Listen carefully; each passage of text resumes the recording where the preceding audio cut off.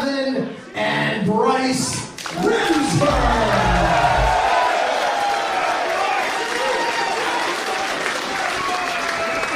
And I am your ring announcer, so proud to be here. My name is Rich Palladino.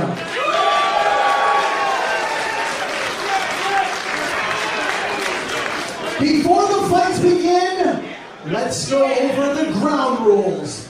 The Bloodsport Code of Conduct.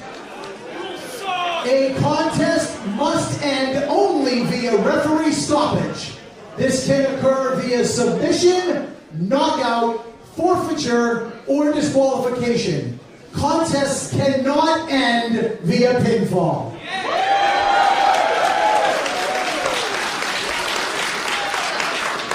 If the opponents find themselves on the edge or outside of the ring, the official will restart them in the center. And no rope breaks.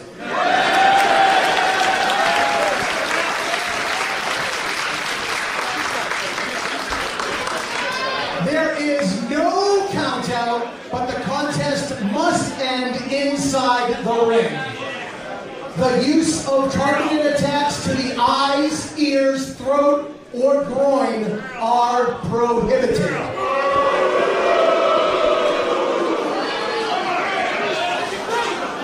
Biting, clawing, or scratching, hair pulling, fish hooking, small joint manipulation, holding the attire of an opponent, outside interference, and the use of foreign objects are also prohibited.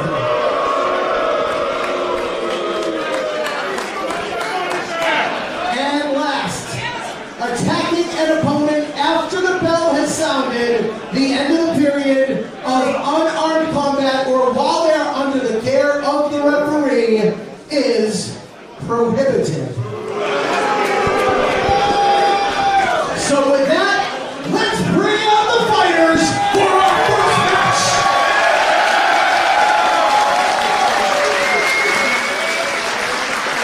Fans of Game Changer Wrestling, this is Denver, Colorado. The man not the play is going to be joined for today's Bloodsport broadcast by Kevin Gill, streaming live on Fight TV. As we're going to go to the ringside area for the opening contest. And what a contest it's going to be, DC. Phil Baroni's going to be making his way ringside. Again, a very unusual hybrid of professional wrestling and mixed martial arts. And what can I say other than only from the demented minds at Game Changer Wrestling? These guys are constantly looking at this business, finding ways to reinvent it, finding people to partner with. And this year, Josh Barnett stepped up to deliver what may be the MMA Wrestling Hybrid Show of the Year, DC. Of course, last year, Matt Riddle lending his name to the first ever Bloodsport. But like you said, this iteration is just a whole nother realm. As you know, we have the privilege of seeing Phil Baroni in person. Maybe a little too much of him. Yeah, some of the fans getting more of Phil Baroni than they wanted. I don't know if his San Jose thuggery plays well here in Jersey City. You know, I get a little bit nervous being this close to the action, calling the matches. I mean, these guys are trained fighters. You know, obviously professional wrestlers are extremely tough, but this is a completely different style. We're going to be seeing how, you know, somebody that is a Brazilian Jiu-Jitsu expert like Dominic Guarini is going to match up with an MMA specialist in Phil Baroni. Obviously, in a professional wrestling match, I think I would give Dominic Guarini a bit of an advantage, even though Baroni has dabbled in professional wrestling. Guarini a little bit more acclimated to the style, but this isn't just professional wrestling. Correct. You heard the code of conduct earlier. There's no ropes. Exactly. And you talked about not feeling safe. There's good reason not to feel safe. Besides the fact that everyone on this card can kill either of us with just a glance, there's no ropes to keep them away from us, in a sense. There's nothing to contain them except the referee's order and that code of conduct. I mean, Baroni in obviously phenomenal condition.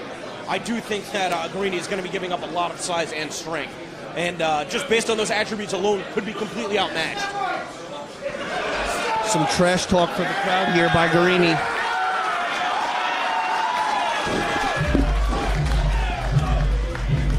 See, I'm not going to repeat what he said. We'll let your imagination fill in the blank. Oh my word.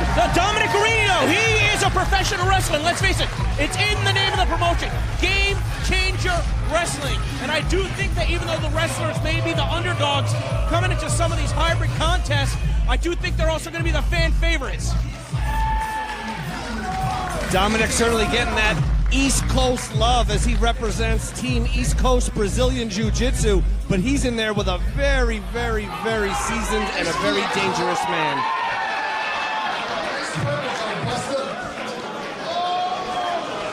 Introducing, in the blue corner, fighting out of Strong Island, New York,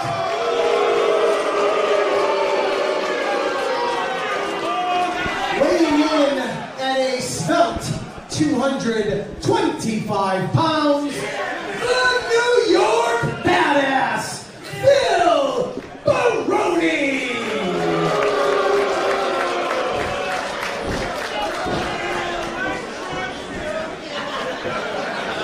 Man, Phil Baroni really trying to get in Dominic Guerrero's head.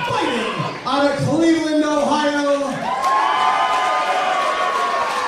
and representing Team East Coast Brazilian Jiu-Jitsu, weighing in at 212 pounds, the Bone Collector, Dominic Guerrero! Guerrero trying to get in the face of Baroni. Baroni not even paying attention. Baroni may be on another plane altogether. But that's part of the psychological advantage. I mean, you know, Baroni has got a number of years on Dominic Guerrero, and, you know, with that experience, again, comes the psychological edge. Bryce Remsburg calling for the bell. We are officially underway. One of the most anticipated events of this entire weekend. Guerrero trying to have some fun. That might be the last fun he has in this match. Baroni with a shot to the abdomen. Oh, again, going for another body shot. You can feel the power of that from here. Dom's not going to have the striking advantage. Oh, he gave him his back. Baroni tried to take advantage of that opportunity. Baroni just too damn good. Oh, see, that's where Guerrero doesn't want to be. Guerrero wants to be on the mat, but he wants to get Baroni down on the mat. And maybe that is where he wants to be. Maybe he thinks that he can lure Baroni down. I mean, again, with the way that the rules are put together, you know, Baroni wouldn't be able to strike downward. Guerrero got some defensive maneuvers of his own here. It's very much a cat and mouse game here. Dom is trying to collect the limb. Oh, he did trip him up right there. Here's the opportunity to get back to his feet. Can he take Baroni down? Baroni just lighting up that midsection. It's just taking power. Control, pure power. There's finesse and there's power. Baroni has both. It's just when he chooses to utilize them. Absolutely packed house here tonight. Beautiful takedown. If we were scoring on points, you got to think that Baroni would certainly have the advantage. But again, a very unique rule set here. Was Baroni calling for time? I'm not sure what he was calling for there. Like you said, he seems, I don't know if he's in an altered state of mind or if he's just got his game face on. Well, you know, I mean, obviously used to 3-minute rounds in the octagon. Fighting right in front of us, landing continuous body blows. And maybe Guerrero trying to throw him off the ring instead. He's got the arm. Is he going to get, oh man. Just a couple seconds away from breaking Baroni's arm. And now staying on top of him. Right in the center. Oh, let him slip away. I think that Dominic Guerrero might be getting a little bit tired. Now I do think Baroni is calling for a timeout. He's asking for it. I know there's no timeouts in the world of professional wrestling. What about hybrid events, DC? Absolutely not. We went through the code of conduct. I thought that Guerrero might be getting a little bit of gas because he didn't have the same conditioning, but Baroni's carrying more weight. I mean, there's no weight classes in an event like this. The chant of Phil Jabroni filling the air here in Jersey City as they are firmly behind the East Coast zone Dominic Guerrero. Uh-oh, Dom going after arm again. Wait a minute. Baroni trying to block. Every hold has a counter. Now, wait a minute right there. It looked like Baroni went for Guerrero's outside from my vantage point, I don't think that run saw it. Remsburg asking the crowd at ringside, but unclear what happened there officially. Punch to the back of the head. Whoa! Greeny might be done. Remsburg, you're going to call it, pal. Good night. What's he going to try and pin him? There are no pinfalls here. But that's just a dick move straight up. I'm going to call it like I see it. What an arrogant. Oh, God. He just spit all over Bryce Remsburg's face. That's assault.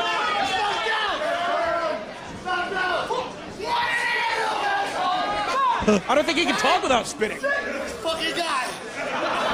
I would imagine to think of all the spit that's collecting in that beard. Baroni. Oh, my God. Greeny couldn't have been. Oh. That's going to be it. You got to throw this. Wait a minute. You got to throw this one out, Bryce. You can't put your hands on an official. I mean, the size difference. This is turning into a dangerous situation. This is turning it. I mean, you see some of the promoters stirring on the floor.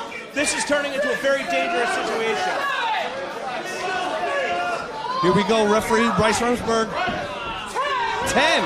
And if I'm Bryce, I'm hightailing it. Get out of there. Just an ignorant display from Baroni. Demanding the ref raise his hand. He did win the match, but he did not win over these fans.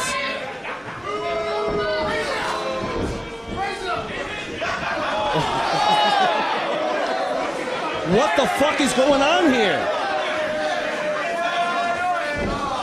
Ladies and gentlemen, Phil Baroni put his hands on official Bryce Remsburg.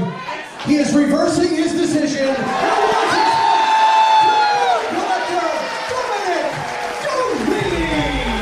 Oh, you gotta be kidding me! I mean, that is absolutely the right call. And Bryce Remsburg with brass balls.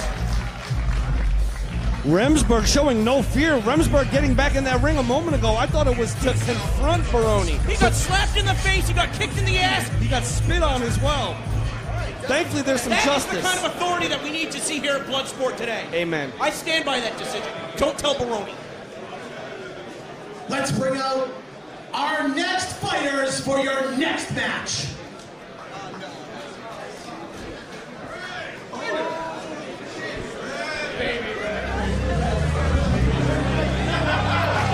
Once again, fans watching at home on Fight TV, I just want to reiterate some of the code of conduct. A contest may end only by referee stoppage, submission, knockout, forfeiture, or disqualification. In that instance, we saw a disqualification. You know, the decision reversed, even though Greeny was knocked out. I mean, Baroni just completely crossing the line, putting his hand on the official. And it's good to know the rules will be enforced. It's not just for show. It's not a gimmick, as they say. And speaking of guys without a gimmick, take a look at J.R. Kratos. This is a guy I've gotten to work with a lot in the Northern California, San Francisco Bay Area, everywhere from All Pro Wrestling and beyond. Not literally. And he's taken a lot of lessons under the learning tree of one Josh Barnett, and I believe that's why he was handpicked by Josh Barnett to compete here today. Kratos spends a lot of his time training with guys like Barnett, with guys like Jeff Cobb, and he's always trying to evolve and enhance his game. And look at the size of this guy. Well, I'll tell you what, that flight from Northern California is not cheap, so if you're making your way out here for Bloodsport, you got to have some legitimacy behind you. 100%. Kratos is a beast, but he's got his hands full tonight. Would you say that his strongest fighting style is probably traditional professional wrestling? You did say he's dabbled in multiple fighting styles. Absolutely. He's very strong as a pro wrestler, but that he's always evolving his edge. He also spends a lot of time training with Tim Thatcher. So it's a great way to just enhance your skill set and then bring it up to another level. Of course, we saw Thatcher and Nick Gage tear the house down last year in New Orleans. Somebody new arriving to the scene, Simon Graham, certainly a veteran of professional wrestling, also from California. Another Bay Area boy.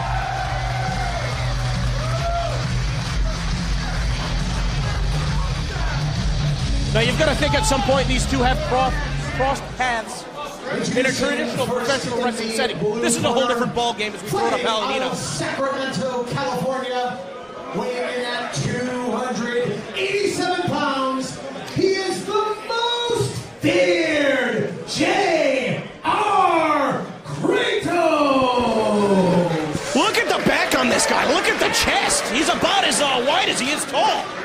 And he's not short by any means. Absolutely not. Corner, fighting out of Arkham, Massachusetts, weighing in at 232 pounds, Simon Grimm! I mean, if you passed math in grade school, you know that Grimm has given up about 50 pounds right here. So we're going to see how that factors into his strategy. I will say Grimm, I think, has a bit more seasoning in his MMA abilities, but Kratos has that size, and he's been training with the best every day, so this is certainly going to be one for the ages. This may very well be the night that J.R. Kratos shows to the world what exactly he's made of, and maybe go from a regional sensation to an international one. Kratos looks like one of those blocks that falls on you in Super Mario Brothers. Kratos, Kratos got those hands, too. Grimm flinching right there. I think that was a tell. Kratos certainly in his head, or maybe he's trying to stay one step ahead. Absolutely. Grimm's got to fear that power, but if Grimm starts worrying too much about fear, he's gonna lose this match. You're going to try and factor into how important positioning is. I mean, Kratos almost getting thrown out, and you know the expression, the bigger they are, the harder they fall. I mean, if Kratos was getting knocked to the floor, you know, it might be tough for him to even get back in. Absolutely.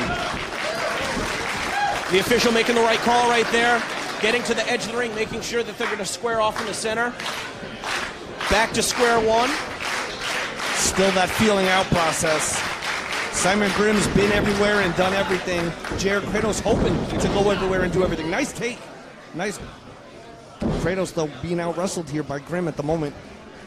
Let's go, Grimm almost unsure what to do right here. Again, because of this hybrid rules, you can't go for a pin. You know, you have to get yourself in a position where you can get the referee to stop the fight. And when you think about a wrestler's psychology and their mental state, everything is about those shoulders on the mat, getting those shoulders on the mat, getting that 3 count. So this literally changes the entire philosophy. I mean, right, you've never seen a professional wrestling match, an opponent voluntarily keeping themselves on the canvas. I mean, a good lateral cover is going to keep Grimm down from that position. Absolutely, not since Inoki versus Ali. And now Grimm, calm and collected. You can see that stoic look on his face. Oh! Ruptured an ear! God damn. That'll scramble your brains. Well, at least if you say anything bad about Kratos on commentary, it's not likely he'll be able to hear it. I'm not saying nothing bad about nobody, Kevin Gill. Don't get me in hot water today. I'm just glad Phil Baroni's left the building, allegedly. Another good call by the referee. You're going to think, you know, the wrestlers, the competitors themselves have wrestling instincts. So probably do the officials. Absolutely. Wow. Look at that. A beautiful hybrid moment there. It was a very professional wrestling moment as Simon Grimm absorbed the full feeling of that blow. And in full MMA mode, J.R. Kratos just scooped in and took him right down with the quickness. That's the difference between wrestling and MMA. We're going to see certainly better enforcement of the rules this year than that last year. That was something that Josh Barnett made a big, his influence. You know, Matt Riddle, great competitor, unbelievable athlete. A little laid back. Just a little laid back. And I don't think we're talking out of school here. I don't think we're pulling the curtain back too far. No. Barnett, on the other hand, a stickler for the rules, because the rules can make or break a fight. Here we go. Oh, wait a minute. Simon Grimm, what was that all about? I mean, if he would have held on to the head of Kratos, he could have driven him down. There's nothing protective here. You know, there's no athletic commission in New Jersey that's overseeing these hybrid fights. And praise Ja for that.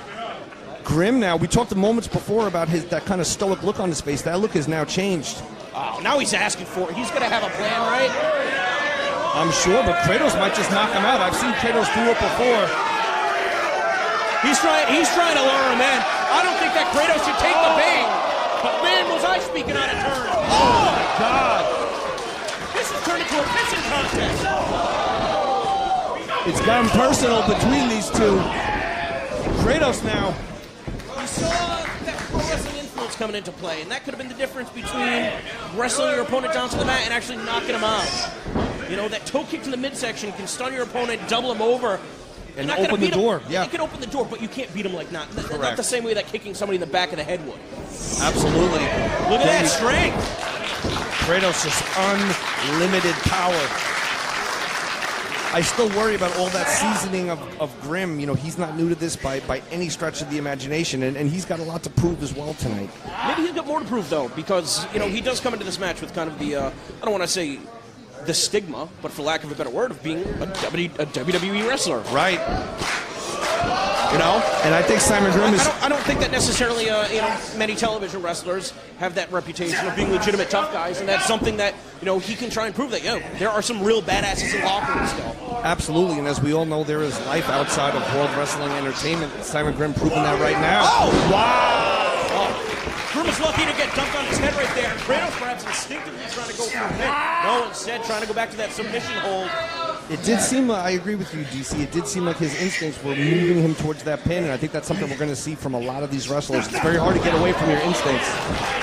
It looked like he was trying to transition to a head and arm choke. We'll never know. Now, you know, a more traditional wrestling hold in that head scissors, very easily able to push it off. Yeah, Kratos is just so strong. Power of those arms, man. I don't know if Simon Grimm has faced anyone as strong as Kratos in his travels. Simon Grimm now.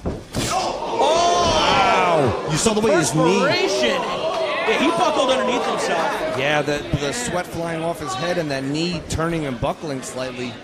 He took him within a few address numbers and knocking him straight out right there. But being admonished by Kevin Levin. Oh my God! Chris Levin. Difficult to tell from a vantage point, and some of these strikes here are questionable. And this is where the officiating, you know, so you got to give it up to Levin, because ultimately the winner and the loser rests on his head. Here we go. Kratos dangerously close to that ring edge. We should have gotten some bigger officials. You got to think the intimidation factor for somebody like Chris Levin to make the right decision. You want somebody the size of Kratos going after you? Right. 3 Chris Levins. It's hard to stop JR Kratos. Optimally, people just try to contain him at best. Oh, Grimm just seconds away from falling asleep right here. Oh, God. He's going to break his forearm. You can hear the impact from here. Trying to hyperextend his elbow. Kratos now. He's putting him to sleep. He's putting him to sleep. Grimm's done. Kratos trying to modify his game here. This could be it for Simon Grimm. Now, is Levin going to stand him up at the center of the ring, or is this too close to a decision? We're about to find out.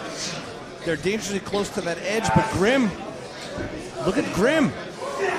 Using his legs. Wow, look at that leverage maneuver. A little bit of physics coming into play. Yeah, breaking the grasp of Kratos. Kratos just trying to grind him out right now. That's got to hurt both of them. Oh, no, he had the fingers in the eyes right there. Your vision, DC, may be better than our referees, and I'm not taking any knock on our official. It's very tough to see everything. Yeah. Grimm's been in trouble for the last few minutes in this matchup. It's just a matter of time before Kratos puts him away. Grimm could be a desperation effort here, last-ditch effort, try to get some advantage on Kratos. And driving down with the point of the elbow, maybe trying to draw first blood. Oh, no, instead, misses wildly, and now he's in that head and arm choke. Just amazing, that one elbow missing opened up the door for Kratos to lock that in. And I think it's do or die time for Simon Grimm. If he doesn't turn this thing around, I think he's going to be looking at the lights before we know it. It may be his best interest to get over to the side of the ring. No. Trying to expend so much energy, almost 300 pounds. Unreal. Unreal, the power of Simon Grimm. Kratos is back up first. Very quick back to his feet. Open hand strike. Catching him in the air again. Trying to knock his equilibrium. We see the spinning soul bot. Maybe looking for a pile driver. Grimm trying to get him up. Kratos too powerful. Look for a schoolboy. That's not going to do you any favor in this kind of match. Reposition him away from the post. There you go. And oh, no. Can't get the position he wants. Can't get the execution he needs. Interesting how he used that schoolboy, a straight professional wrestling move, not really for any other purpose but to transition, to relocate the bodies and get a different vantage point on the situation. Oh, power of Kratos not to be outdone. Are you kidding me? That's it. That's it. Wait a minute. Wow. That was the right call. You don't want to see anybody get seriously hurt. Wow. Simon Grimm got ATFO. Say hello, world, to JR Kratos. What a way to make an arrival. Here's your winner, the most feared JR Kratos. I mean, that's a sound that I'm going to take with me through the rest of this weekend. That was the disgusting noise of bone on face from a 300-pound man jumping down on you. And not only is it the weight of his body that's coming down on you, he's leaping down. It's physics, and it's that pure muscular force that is JR Kratos. And unfortunately for Simon Grimm, he may need a visit to urgent care because his legs are spaghetti right now. Now, even though it's not mandated by an athletic commission, we do have a number of doctors on hand today. Again, Game Changer Wrestling making the right call. Hopefully none of them will be needed. Hopefully nothing too serious. But this is a very violent, visceral competition we're seeing here today at Bloodsport.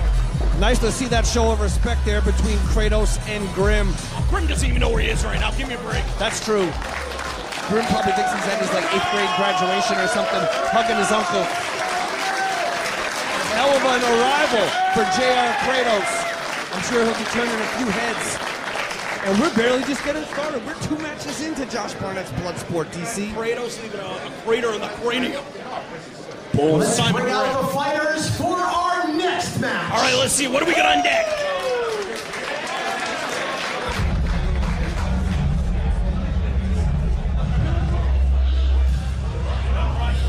I'm surprised Bryce Remsburg is back in the saddle again. I wouldn't want to.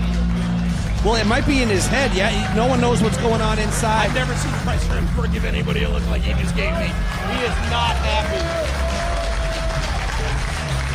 As Killer Cross, a very intimidating figure. A man I feel like is one of those underutilized, underrated type of performers. His size, his power, his abilities across multiple fighting styles. Killer Cross is something to be reckoned with, and I feel like 2019 is his year. Big guy, great physique. I mean, big guy. That's an understatement. He's towering. He's towering. And he's a guy that's very selective in where he works. You don't see him appearing everywhere yet, but I think that's going to change this year because just look at him.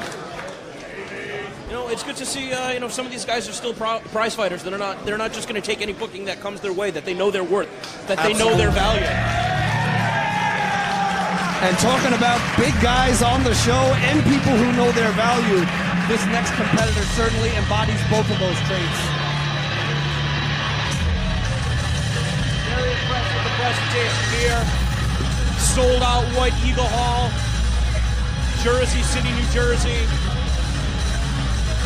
Hashtag the collective, hashtag Bloodsport. Want to thank everybody that packed this place out, joining us on Fight TV.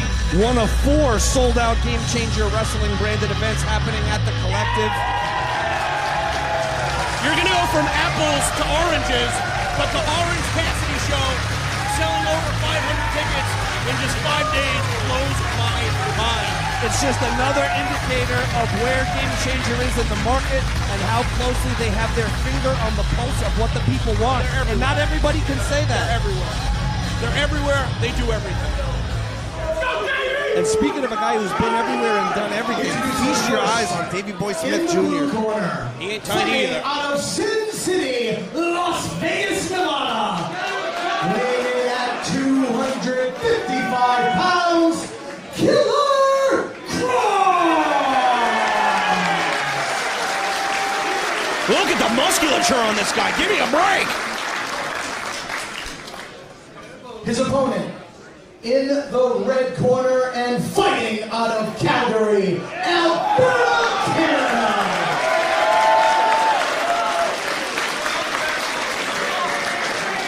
Weighing in at 255 pounds, former co-holder of the IWGP Tag Team Championship. He is the current Naga champion, the current Billy Robinson heavyweight champion, ladies and gentlemen, TV Boy Smith Jr. Powerful ovation for the second-generation star. A huge get for Josh Barnetts Bloodsport. You saw Killer Cross with a demonstration of respect to his opponent. I think we're going to see a fair fight in this one. These two guys are very evenly matched. Killer Cross just got back from an international trip overseas where he spent a lot more time getting tattooed and working on his fight styles. Like the Muay Thai boxing isn't just something he studies in a book, it's something he studies in person. He said the musculature of Killer Cross. Whoa!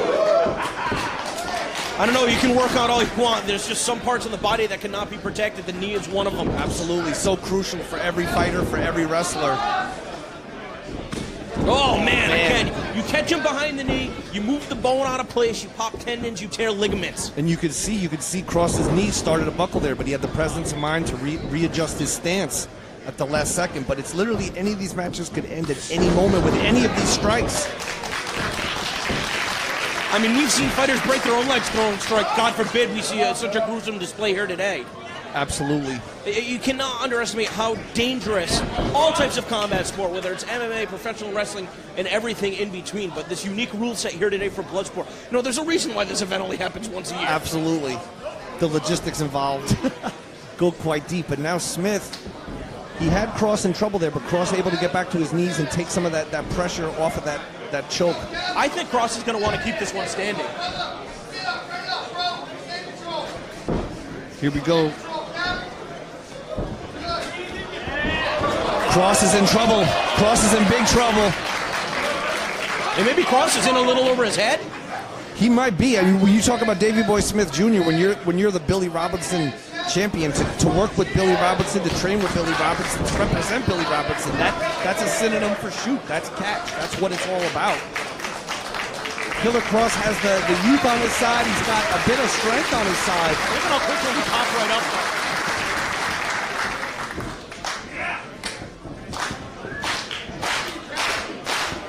The expression on the face of Killer Cross has changed that.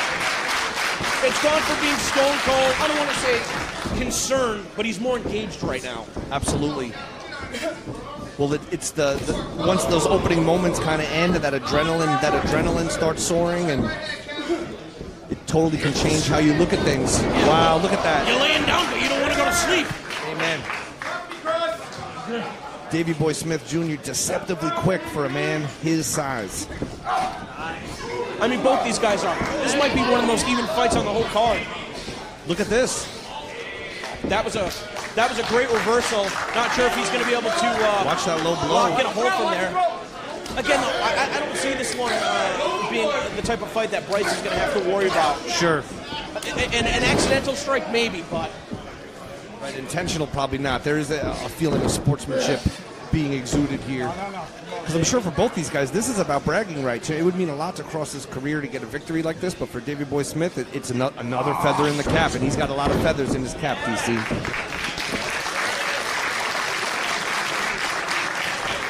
Referee Bryce Remsburg getting in there, keeping an eye on everything.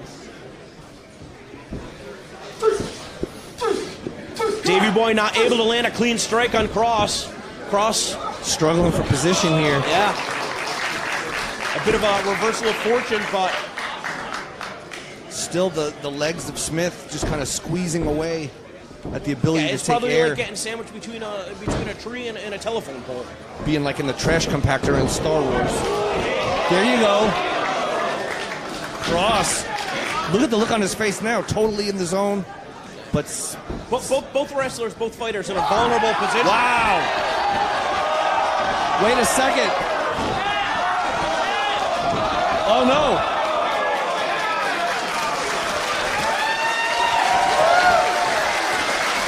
Look at how frustrated Davey Boy is. Do you think Cross got lucky there?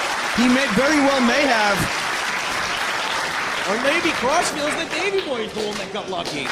They both had each other's legs. It really absolutely. Cross indicating that Smith just got out by the skin of his teeth. But like you said, that's that catch as catch can style.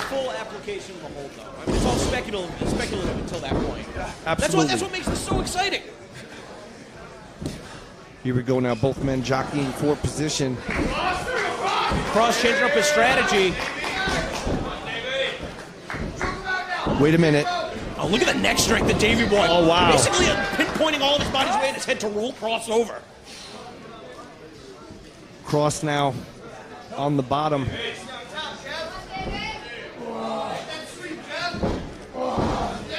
Remsburg's going to be careful to see where Killer Cross' arms place. It's a fine line. You can't choke your opponent across the throat. Right.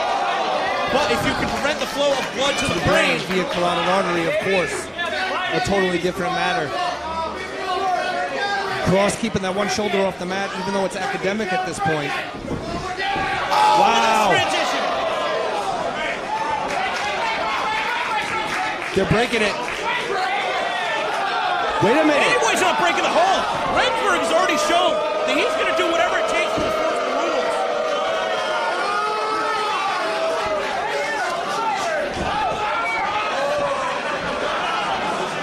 Cross having a little bit of fun. He must have seen the Baroni fight.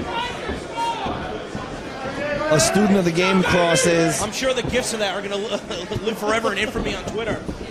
And that's a good thing. Hashtag the collective if you got any gifts. Smith now trying to take over on that offense, but it's so quick. The tide can turn at any moment. Trying to play that key lock on that left arm is Davey Boy.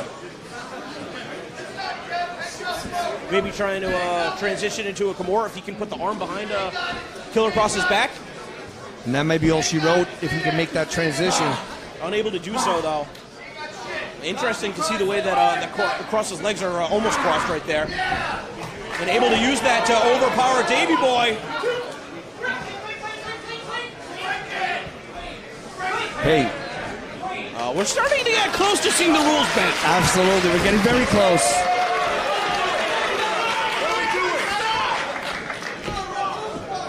Referee making sure to reset them in the center of the ring so everybody has a even playing field. Bryce Remsburg. Yeah, looking over here, you're going to wonder if he's going to have eyes in the back of his head and Phil Baroni's going to reemerge at some point. He's probably wondering. Crowd here feeling this magic, feeling the electricity in the air. This match can go either way at any second. Both competitors back up to a vertical base. As we see Cross trying to transition unsuccessfully. Davey Boy Smith after the arm again. He's going to break his arm. Oh, no, the leg around the head. He's going to break his arm. He's going to break his arm.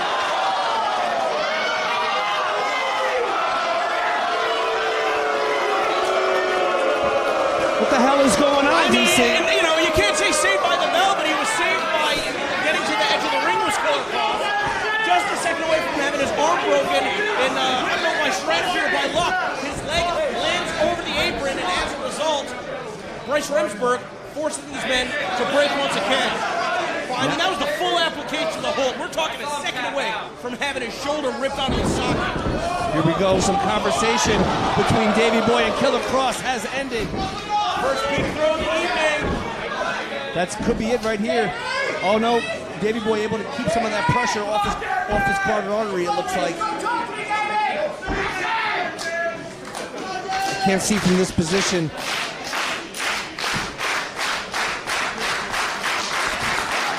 Davey Boy trying very much to fight out of it. You can see him just grabbing that arm and trying to regulate that pressure across the bridge of his nose. Oh, here we go. Can't get away from the center of the ring from that position, but maybe the strength to get back up to his feet. Oh, driving that knee to the ribs. Oh my God. Getting dangerously close to the tempo. Every single one of these shots a potential knockout blow. Look at those strikes, palm strikes from Cross.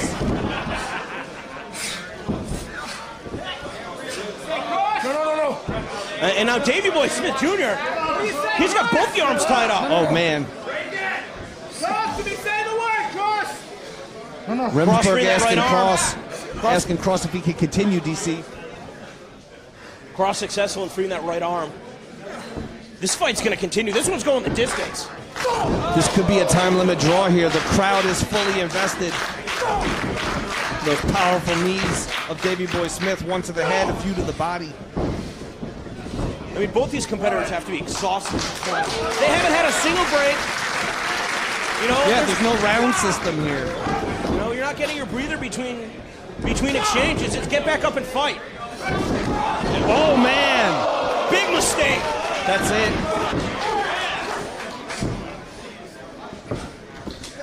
Unbelievable. Smith able to just sweep him right to the canvas. Change the whole flow of everything.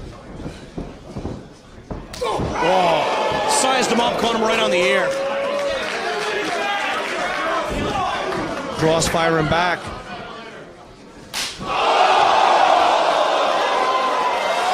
Oh my God.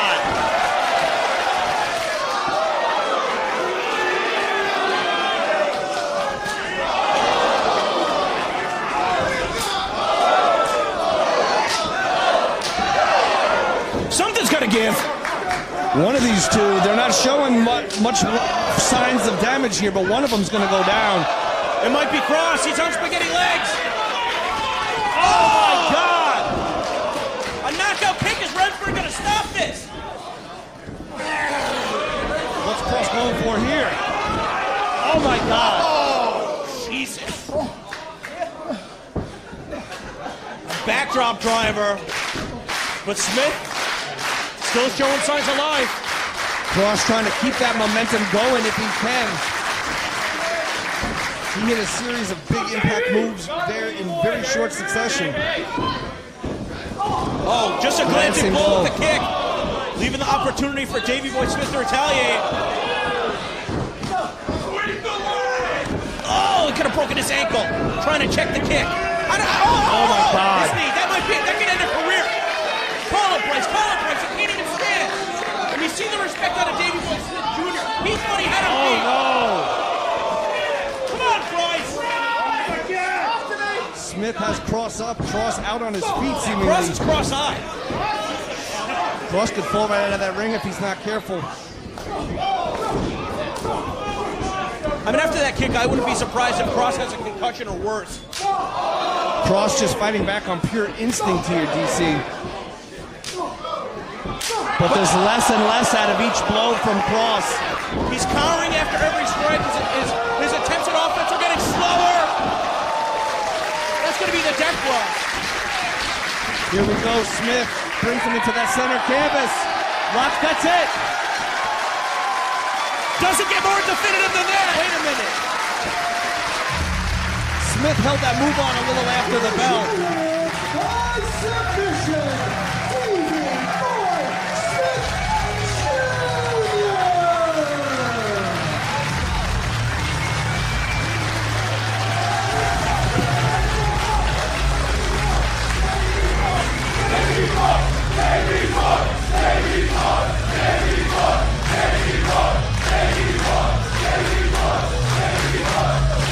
What a fight! And that's what it was. It was a fight. War of the Monster style. Two big men, two strong men, two very well experienced shooters came and did battle, and Davey Boy Smith on this occasion was the better man. It was that front kick to the face when Cross was down on his knees. In my opinion, that spelled the difference in this one. But an excellent show of sportsmanship, and I think that's exactly the type of fight that Josh Barnett had in mind when he signed on for Bloodsport this year as part of Game Changer Wrestling, the collective at the White Eagle here in Jersey City. But how about this guy? What a gutsy performance.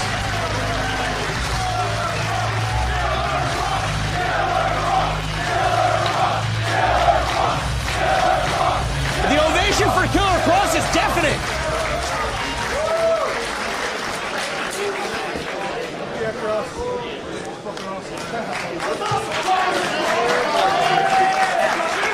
Of course, everybody joining us on Fight TV, hashtag the collective, hashtag Bloodsport. Josh Barnetts Bloodsport live on Fight TV. 20-minute time limit. Here in the time limit analysis, 20 minutes for this upcoming contest.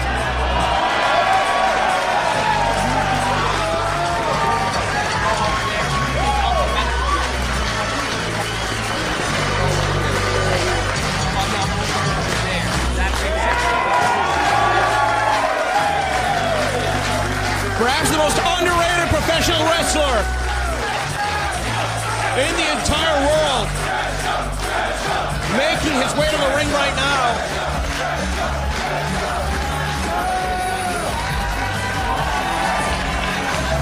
What Jonathan Gresham may be giving up in stature, he more than makes up for in terms of skill. I've seen with my own very eyes Jonathan Gresham defeat Zack Sabre Jr. in 3 consecutive bouts in a Beyond Wrestling ring. But Jonathan Gresham may be in for the fight of his life against Takeda here tonight.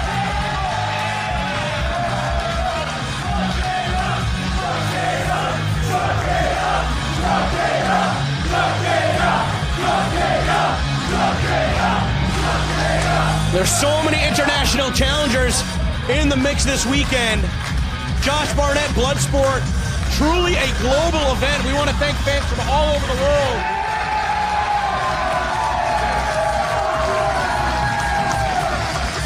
Joining us on Fight TV.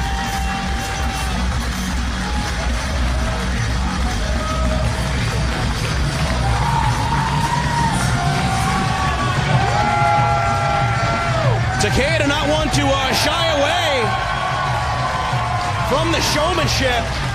You take a look at the mask, you take a look at the entrance garb, you take a look at the hair. And then you take a look at the carved up body. This is going to be a styles clash. Introducing first in the red corner, fighting out of Atlanta, Georgia, weighing 177 pounds, the Octopus, Jonathan Gresham! Warm ovation for one of the fastest rising stars in wrestling, DC. His opponent in the blue corner, fighting out of Tokyo, Japan! Weighing at 202 pounds, Masashi Takeda! I get the feeling, DC, Takeda didn't get those scars doing amateur-style wrestling. Yeah, no. This is going to be probably the biggest styles clash of the evening. As Takeda coming from a deathmatch wrestling background, and Jonathan Gresham learning pretty much every style of professional wrestling in parts of the world. I didn't know that they had professional wrestling. This match announced with a 20-minute time limit. Wow. About a 30-pound size advantage for Takeda, but don't let those scars fool you. If he can keep up with Jonathan Gresham, he may not just be one of the most celebrated deathmatch wrestlers in the world, he may be one of the most celebrated wrestlers, period. Without a doubt, and when you look at the scars that cover his complete body, you know the man has no fear in him at all. If you can't scare him with barbed wire and light tubes, you certainly are not going to scare him with amateur-style wrestling. MMA, call it what you will. Well, Gresham is eternally overlooked. And, you know, again, due in part, due to his size, I think a lot of times his opponents feel maybe that, how do I want to say it? I'm having trouble finding the words right here. Takeda not having trouble finding counters. Gresham is just so great, and it's like pound for pound, he's arguably one of the greatest guys competing in the world today. But we can say that with the vantage point of sitting here doing commentary from the stage and not sharing the ring with him. Yes. And you have to wonder what kind of mindset Takeda comes in, knowing, yes, I'm 30 pounds heavier than this guy. Is it going to be a walk in the park? No, but maybe underestimating his skill. Absolutely. You can't judge a book by its cover. I think that's perhaps the best way to describe Jonathan Gresham. 100%. He's earned that name Octopus, though. It's almost like he's got 8 sets of tentacles. But I'm very impressed with our deathmatch star here is really coming through with that. It shows you he has that amateur background and fundamental skills.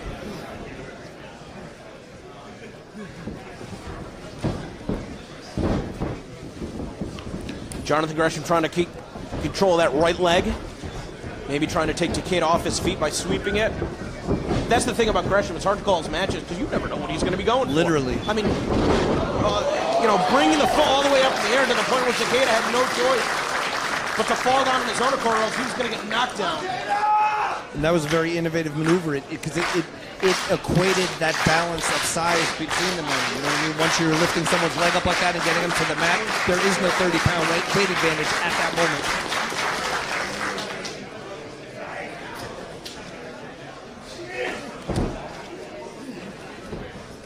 Gresham now trying to find a way out. Might be easier said than done. Yeah, it looks like his head is mostly trapped, although it looks like he just popped it out.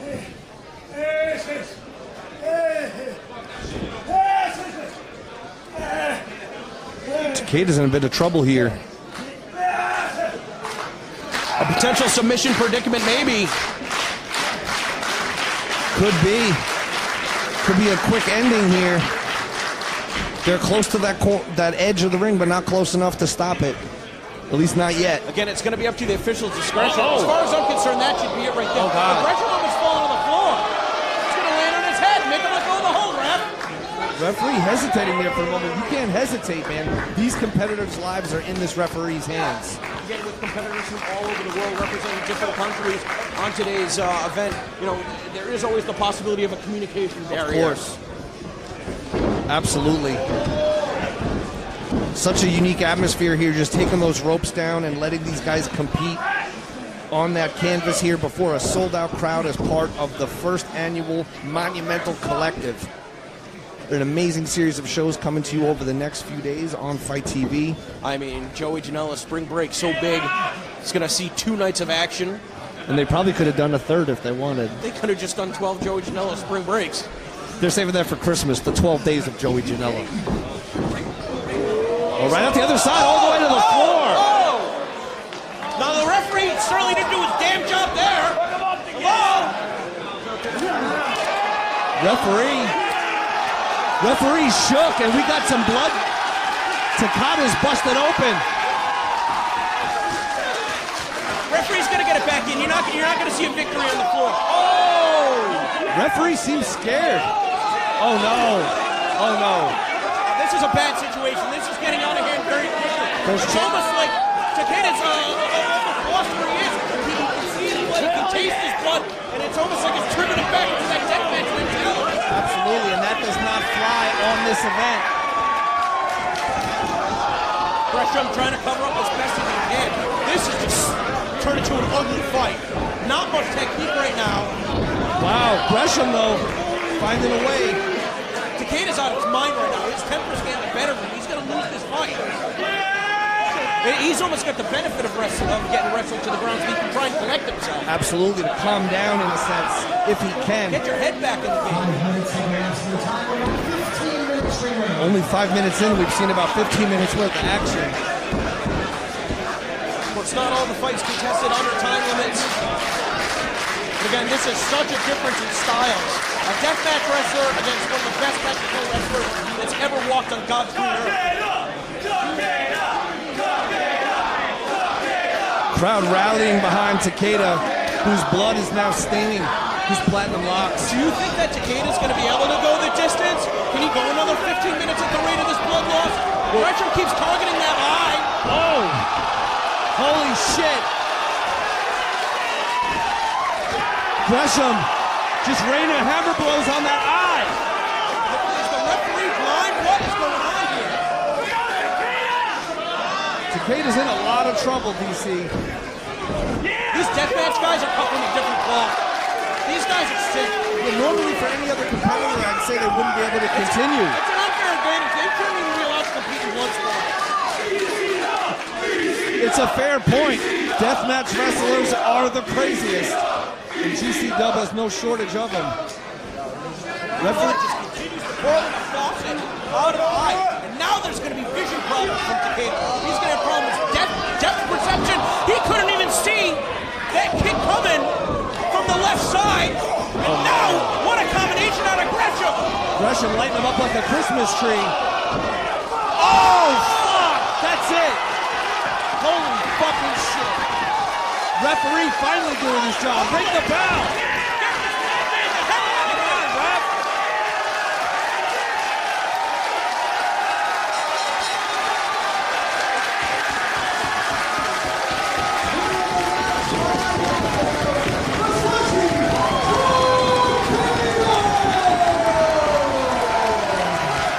what, though? The official did the right thing. He jumped on Jonathan Gresham to protect him from Takeda. But he needed to signal for the bell because regardless of what the official's doing, Takeda's instinct is to fight until he hears ding, ding, ding. Absolutely. It's like a Pavlovian reaction. I'm not envy any of these officials here today. I mean, Takeda just starting his weekend, his eye is going to be swollen shut for the rest of his time in the United States. Very impressive victory for Takeda. It was a great showing for Gresham. But in the end, man, he got and he got hard.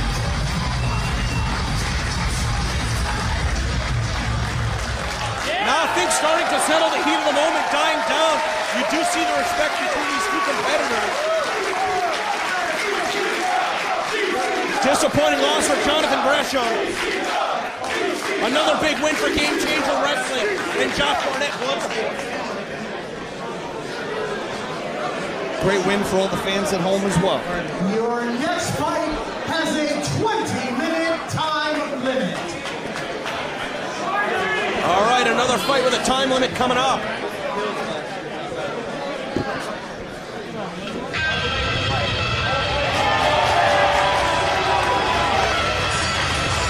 And I do not know that this one is necessarily going to need 20 minutes either. Andy Williams being led to the ring by Pepper Parks. Collectively as a tag team, they're known as the Butcher and the Blade. Of course, Andy Williams, a musician with Every Time I Die. And right now, he's chosen Sepultura as his ring music, appropriately War for Territory. This is oddly enough almost a battle between the two musicians as Chris Dickinson. Pretty happy from. Let's go, Bert! Every reporter is able to tour his musician.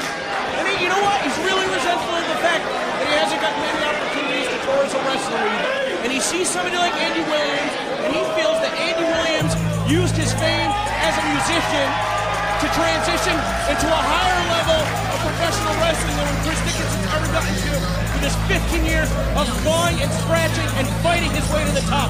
Every time that Dickinson tries to get to that next level, he is met with a glass ceiling situation. And if Dickinson has it his way, DC, he plans to beat Andy Williams like a drum. We'll see if that's going to happen because Andy Williams, you could see, has the size. There's no slouch on the MMA side of things or the pro wrestling side of things. Yes, he's in a wildly successful band. Yes, his most recent album is so good he was able to stay on the road for 2 years to promote it. I'm talking about the low teens. But all that may be for naught if and when Chris Dickinson decides to grace us with his presence. Well, Dickinson played mind games right now. And Chris Dickinson, the Staten Island native, getting a much different reception than Phil Baroni. Yeah.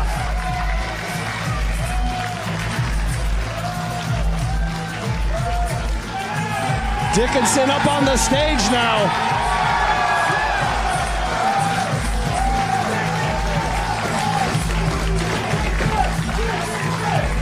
I heard through the grapevine, and I cannot even confirm, but Dickinson was not originally scheduled for Bloodsport.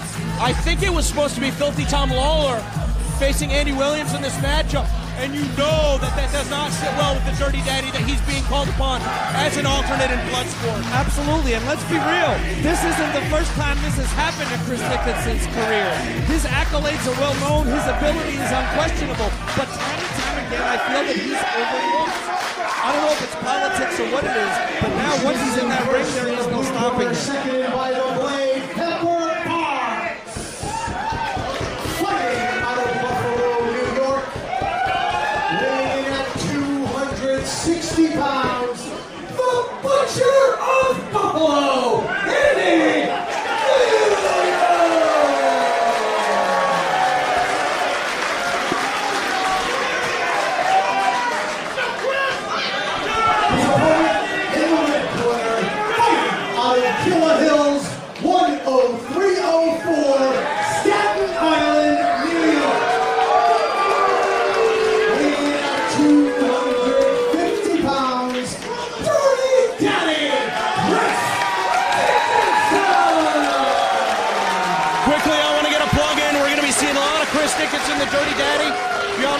Uncharted Territory, our live weekly series every Wednesday night at 8 p.m. on Independent Wrestling TV, as well as Fight TV. Andy Williams, Pepper Parks, The Butcher and the Blade, scheduled for competition on episode number 4 on April 24th. We'll see if either of these competitors even make it to the next episode. Next Wednesday. Here we go. This is just a Pier 6 brawl. I love what you're doing on Wednesday nights to reinvent the game, but this shit is bananas. You don't need 20 minutes.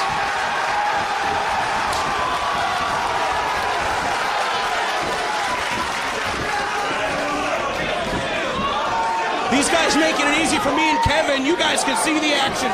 They're throwing haymakers.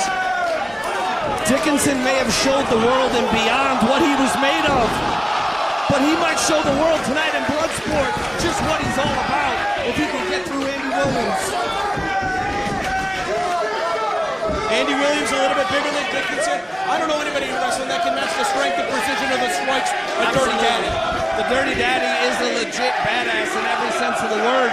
And although I love Filthy Tom Lawler, I was geeked AF to see Dickinson added to this match. I think Williams is a little bit gassed right now. He's trying to smother Dickinson. Chris needs to get back up to his feet. And we've got a split crowd here. It's about 60% Dickinson, 40% Williams.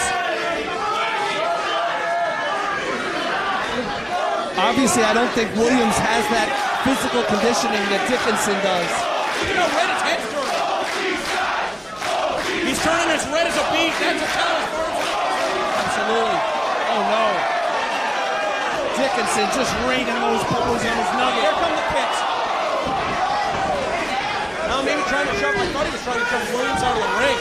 That would cause a reset where they can go back up for a vertical base. Williams didn't have a lot behind those blows.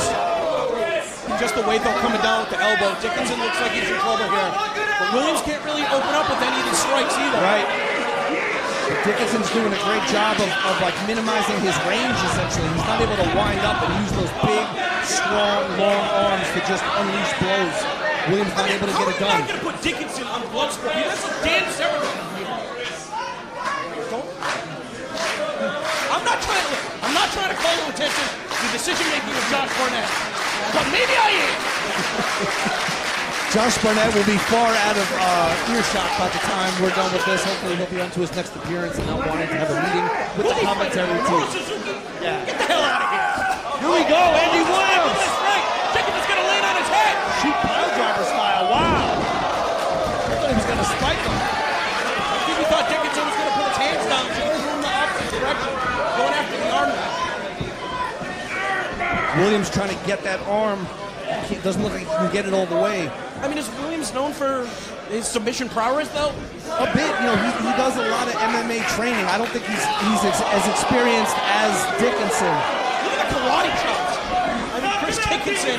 Dickinson schooled in a myriad of fighting styles. Did you play any sports? Sure. Wiffle ball specialist. Okay, Dickinson started training in karate, when he was 6 years old. Wow. It shows. Here we go. Wait a second. Williams is locked in. Williams. Could it be his mouthpiece? He's tapped. What a big win for Dickinson. He wasn't even supposed to be on this one. Winner of the match, real tap out,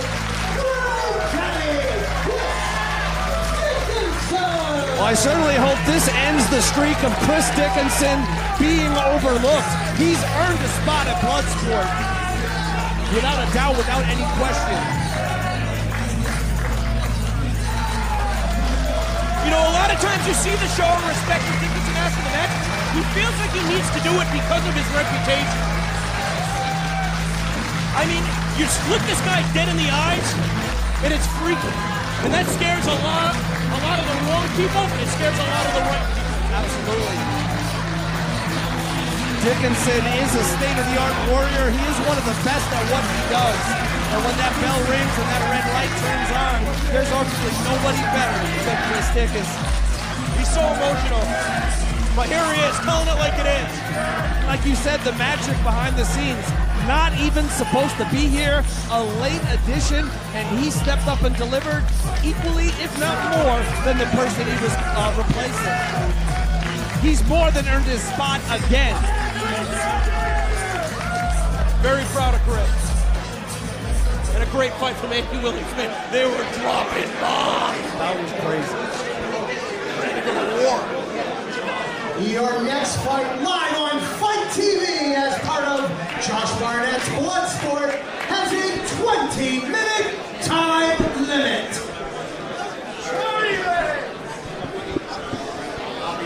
Well, just how many more matches? Kevin Gill showing me the run sheet. I wanted to stay completely in the dark up until this point, but Frank Mir versus Dan Severn. Matches I never thought I would get to see, or never mind call.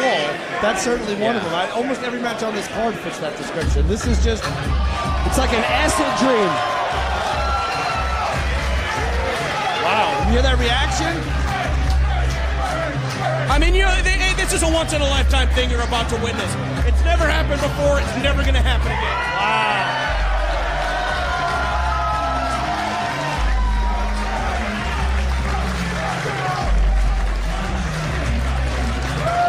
Warm reception here. I mean, talk about two fighters synonymous with mixed martial arts. And this is so cool for mixed martial arts fans to be able to step out of the giant arenas and the state athletic commissions and see top stars like this compete in a very intimate and very dangerous environment. Right, because when would they ever share an octagon? Right. Probably never happened.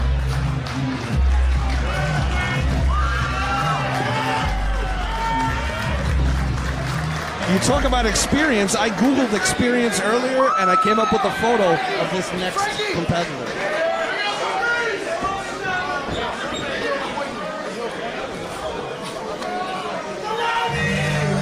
We gotta get this guy out of the building. Phil Baroni creeping around ringside here.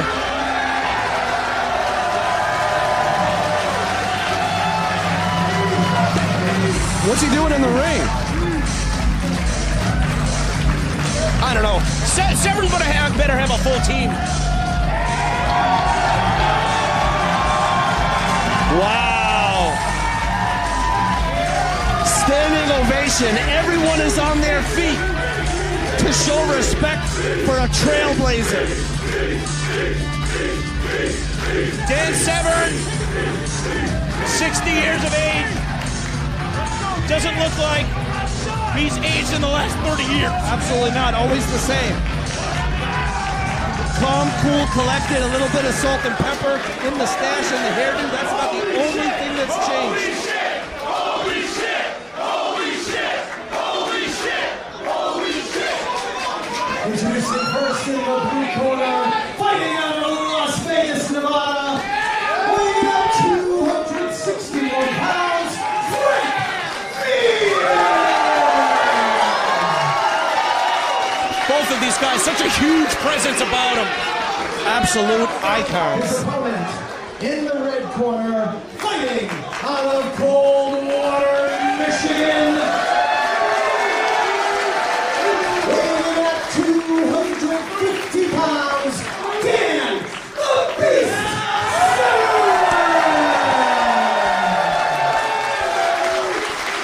Again, thanking everybody watching live on Fight TV. But it can't do justice to being here. This atmosphere is so electric, we almost have our own ecosystem. Absolutely. There is a microclimate now formed at the White Eagle Hall. Jersey City ain't never going to be the same. Wrestling ain't never going to be the same. Take it how you want to take it, but Game Changer is changing it, and by it, I mean the game, DC. Two heavyweights squaring up. If you're Mir, are you intimidated? I think you got to be intimidated by the experience, but I think the youthful exuberance of Mir gives him a bit of an edge. Severn's got to be feeling some of those battles from so many decades on top of this business. Baroni just belted. He's old repeatedly. Like, oh, great strategy. Excellent coaching. He needs to be thrown out of here. We got to call the police or something. If the police would want to deal with him, I don't know if the police would be able to get him out of the building. Here we go. Looks like referee should be... Oh, I thought they were about to spill out there. Frank Mir trying to get Dan Severn off of him, and that's easier said than done. Mir back to his feet.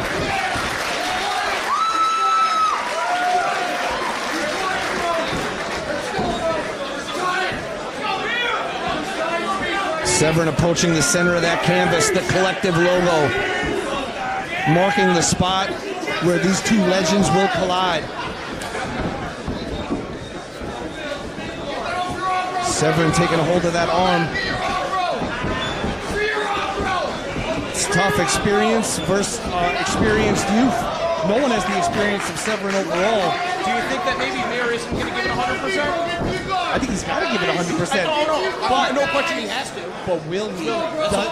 Exactly. Is he overvaluing his youth?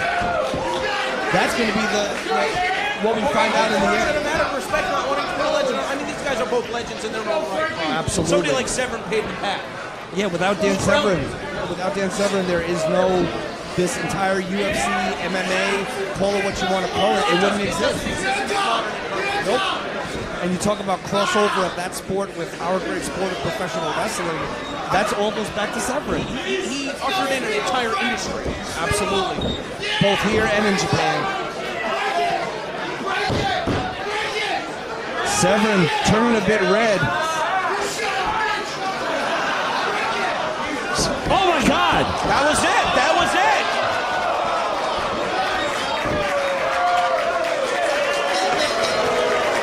Wow. DC, I can't fucking believe it. I mean, you saw that, the pain etched on the face of Dan Severn. I can't believe it. I can't believe it. Yeah, I mean, I noticed how red Severn's face was turning, and he was locked in there, but I was a bit shocked to see it end so quickly. Great sportsmanship, though.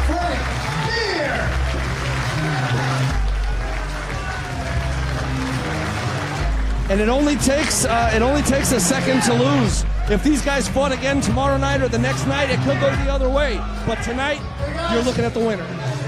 First of all, my first ever shoot match. Really like to thank Dan Severn, a legend. And showing his respect again. How awesome is that for me, who watched the beast, and actually get to be in here with him. I can't say how happy I am about this situation. You guys see your first one? Recognize yourself. Hey, obviously, I'm asking the question most guys are asking. Yes, I'm getting in this so I can face Bob.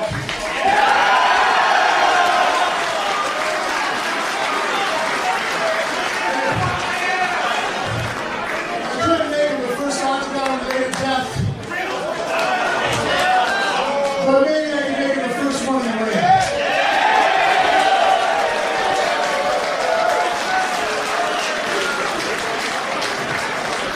Wow!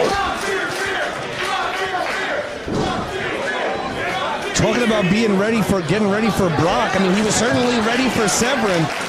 And if you could score a win in a short time frame like that over Dan Severn, anything's possible for Frank Mir. Is there anyone that Frank Mir can't defeat? Maybe Baroni. He can't seem to wrangle Baroni and get him under control. No one can wrangle Baroni. Baroni trash talking this crowd.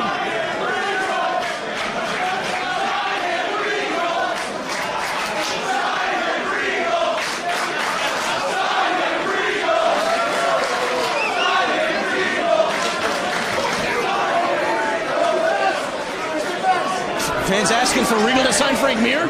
Is that the correct interpretation of that chant? I'm not sure. It could be interpreted many ways. Let's get Lesnar here at Game Changer. Let's do it here. Let's do it at the Collective 2020. I agree. Mir versus Lesnar. Why should they get everything?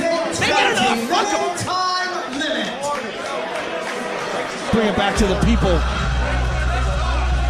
Game Changer style.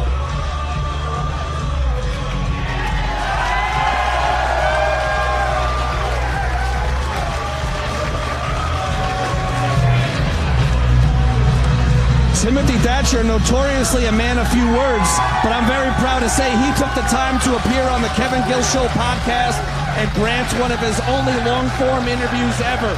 Gives you a glimpse inside the minds of one of the greatest grapplers in the pro wrestling game.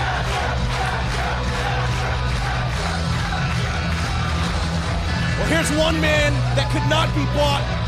No money in the world worth selling his soul. And when you see him competing here at the Collective, staying independent as Timothy Thatcher. So dedicated. Opportunities like this. Absolutely he dedicated. He doesn't care about the money. Nope. He's not a prize fighter. He fights for sport. All over this world. It doesn't matter whether it's WXW over in Germany. It doesn't matter if it's Beyond in Rhode Island or Boston or wherever the hell shit's going on. Everywhere. We're taking over New England. They're taking over. It's going to be like that Civil War simulator on Facebook. And eventually, Beyond and Game Changer are going to clash in the middle. WrestleMania 25 weekend. No, I got to tip my cap to Brett Danny, Barnett, and everybody else that made this possible. What a step up from last year. I mean, last year set the standard. This just raised the bar to a level, I don't know what can you imagine. You're watching something special here today. And what's amazing to think about... First, fighting out of the blue corner, fighting out of Sacramento, California, weighing at 224 pounds, Timothy Thatcher!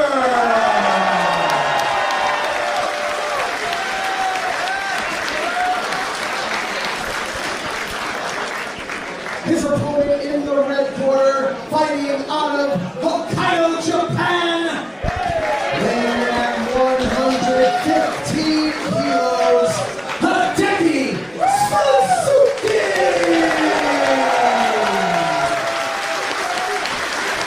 Suzuki versus Thatcher. I was going to say earlier, you talked about how illustrious and how exciting last year's Bloodsport was. What's amazing to think about is how a respected name like Josh Barnett reached out to Game Changer to be associated with this. You know what I mean? They didn't have to seek him out. He's one of the top names in the business, bar none. Game recognized game. That's what I'm trying to say, DC. Absolutely. You know what? This is a legitimate dream match as far as I'm concerned. We've seen a couple freak shows here. Yeah. You know, especially with Gresham and Takeda. But this is a legitimate dream match. Ropes, no ropes, it doesn't matter. I think this fight would have played out the same way. Right, these guys don't even need a ring. They could do this on the mats. They could do it wherever, whenever. Suzuki and Thatcher.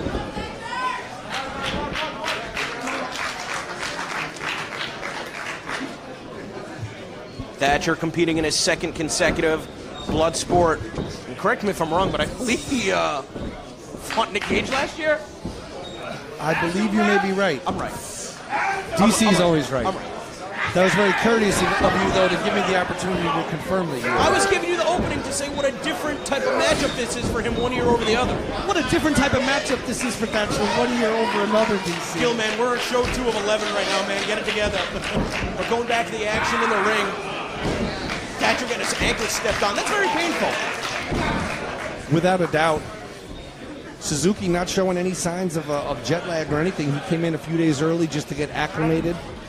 Not to the elevation, but more of the times. That's really a smart move because you need every advantage you can get on a show like Bloodsport. You can't let fatigue be a factor. Absolutely not. Especially when you're in there with Thatcher. In the same way the other way. Thatcher being in there with Suzuki. This is just world-class warfare here. I mean, I was talking to Dickinson yesterday, for example. He was puking his guts out. You know, you're not going to be 100% coming into what could be the fight of your life. So any advantage that you can get, very smart of Hideki Suzuki here. And it's incredible to think about that after a performance like that from Dickinson, the idea that he was even under the weather at all. You would never know it from watching the match. For sure. And who knows, as you open the door to, who knows what the current physical state, mental health state of both these competitors are right now. We don't know what they're dealing with, besides a little blood in the urine there of Suzuki. That's part of the strategy, though, is that you have to have your game face on. You cannot let your opponent know when you are hurt. Thatcher now very meticulously feeling out Suzuki. Thatcher doesn't even wrestle for the fans. He wrestles for himself. Absolutely. He's not a showman. I don't think that he would be. I think that he would be proud to hear somebody point that out. Absolutely. And in this case, it's more of a marathon than a sprint. You know, fools rush in, and Timothy Thatcher is no fool. Correct me if I'm wrong. Once again, I did not hear this bout announced with a time limit. I would have to confirm with the social media universe. I was so in awe of the entrances, I did not catch that note either. But this one could potentially go the distance. Whoa! Thatcher having a lot of trouble protecting that left leg. In a very defensive position right now. Taking a moment here, and a moment maybe all he gets just to try to get some feeling and get some blood flow back in that leg.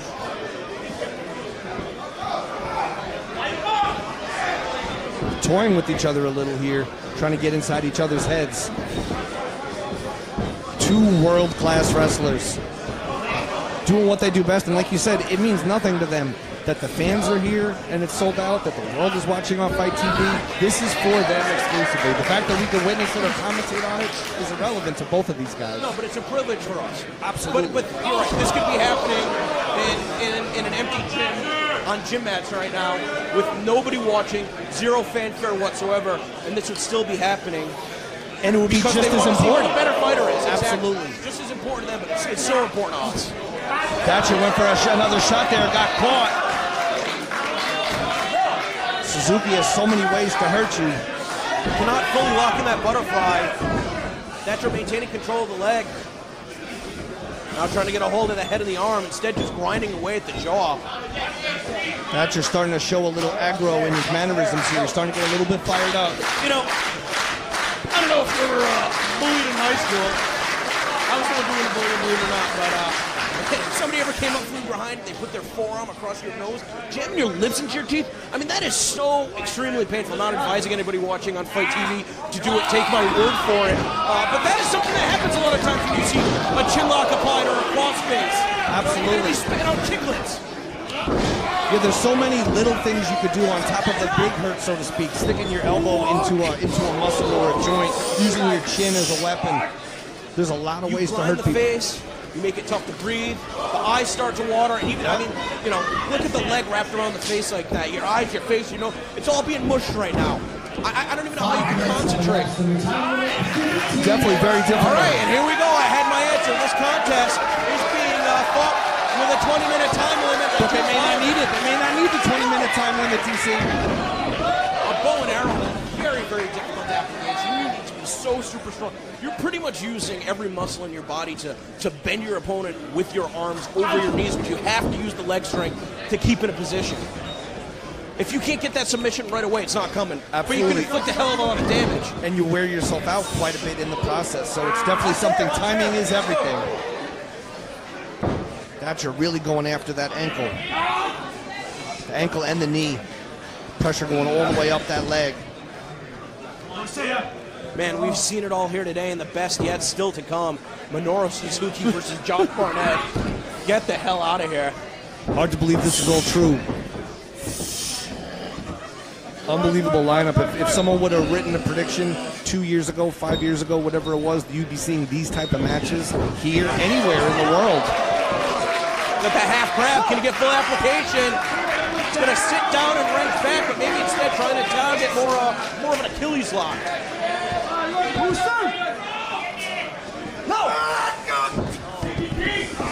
Thatcher sitting down. But you know what that really hurts? That puts a lot of pressure on your groin, especially the way that Thatcher is using his leg.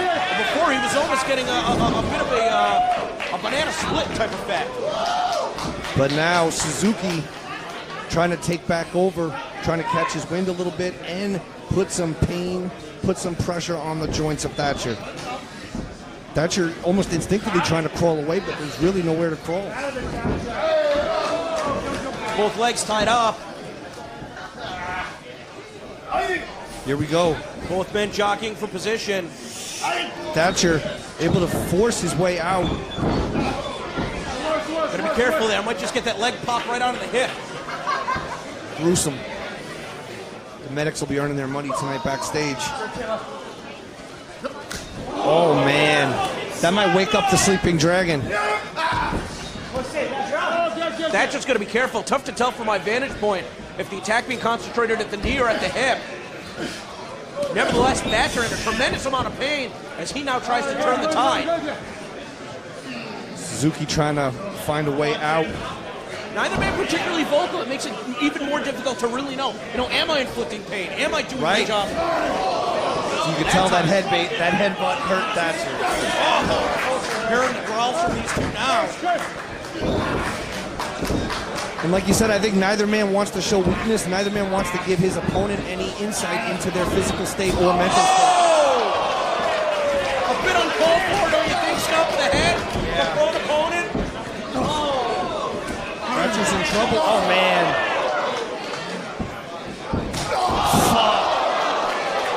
Suzuki almost just stopped his heart with that kick.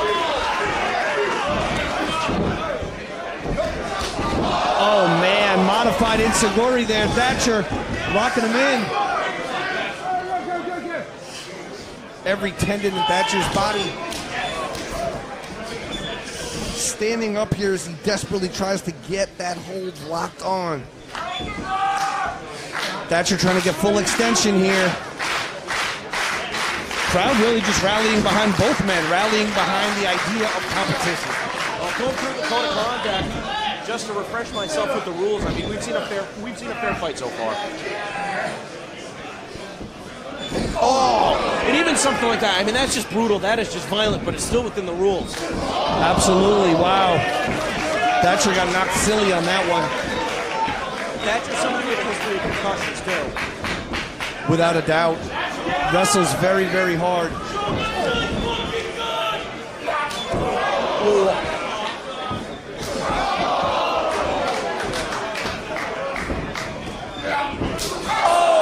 Thatcher returning fire.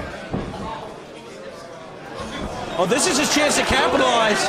Respect's out the window. He's going to jump on him.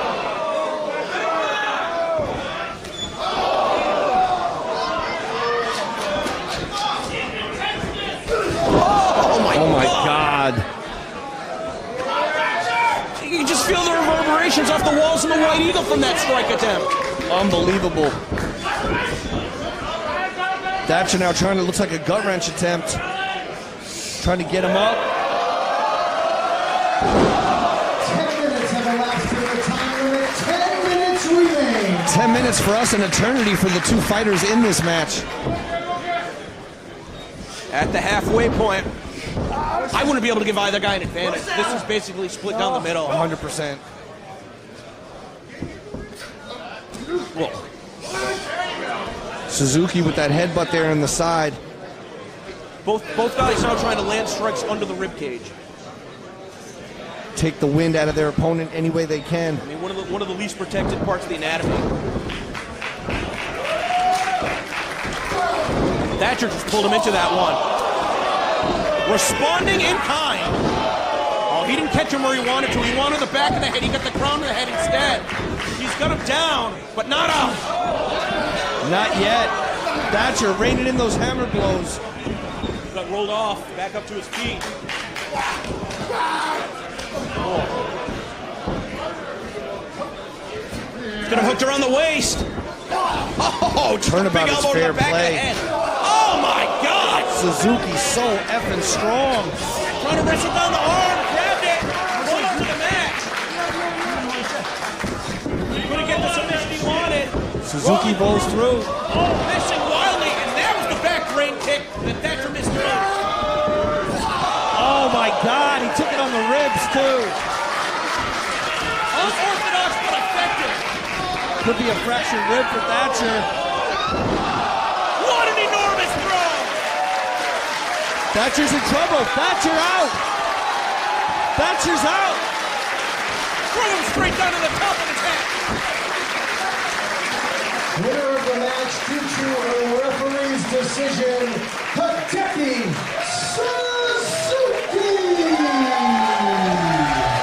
I mean, let's face it, if it's a pro wrestling match, if you're prone to concussions, if you get rattled, the match is not going to end unless your opponent pins you 1, 2, 3. Very rarely do you see a match called off due to injury, but we're working with a different set of rules. We want to keep all of our competitors safe, and I don't want to speculate between a knockout and a concussion. That's up for the doctor to decide. Absolutely. But Thatcher is hurt. Yeah, well, that we can say for sure. Thatcher briefly lost consciousness. We can't perform a diagnosis. but we can say that that is for sure, and Thatcher still may not know where he is at this time. And even still, that was a close call. I don't know if I was the one wearing the stripes, but I would have called it, honestly. I agree in that second, but the ref even closer to the action than we are. Suzuki asking for Thatcher to get back to his feet. You talk about the strength to hook your opponent like that. Oh, now what the hell is the point of that?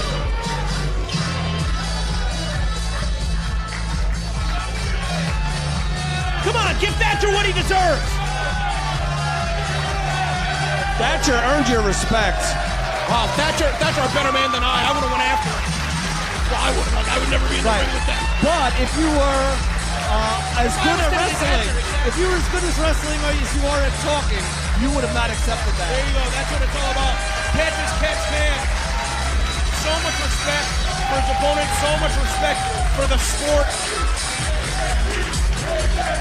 From MMA to pro wrestling and everything in between, as we prepare for our main event, I have been so engaged by Josh Barnetts Bloodsport. I haven't even looked at my phone once to see what was trending on Twitter, a hashtag.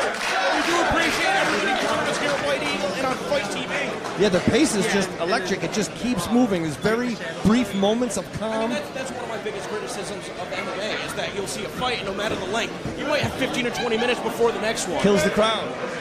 I want to remind everybody we are just getting started with The Collective right here at the White Eagle and live on Fight TV for the next 3 days, guys. Make sure you check it out. All the action from The Collective. And ladies and gentlemen, from Jersey City, New Jersey, from the White Eagle Hall, it is now time for your main event. And this contest carries a 20-minute time limit.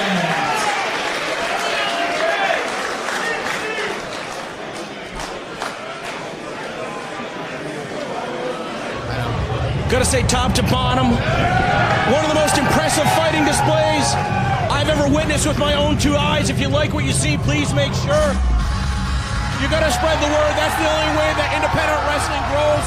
Absolutely. Places like Game Changer Wrestling could take chances on different formats like this.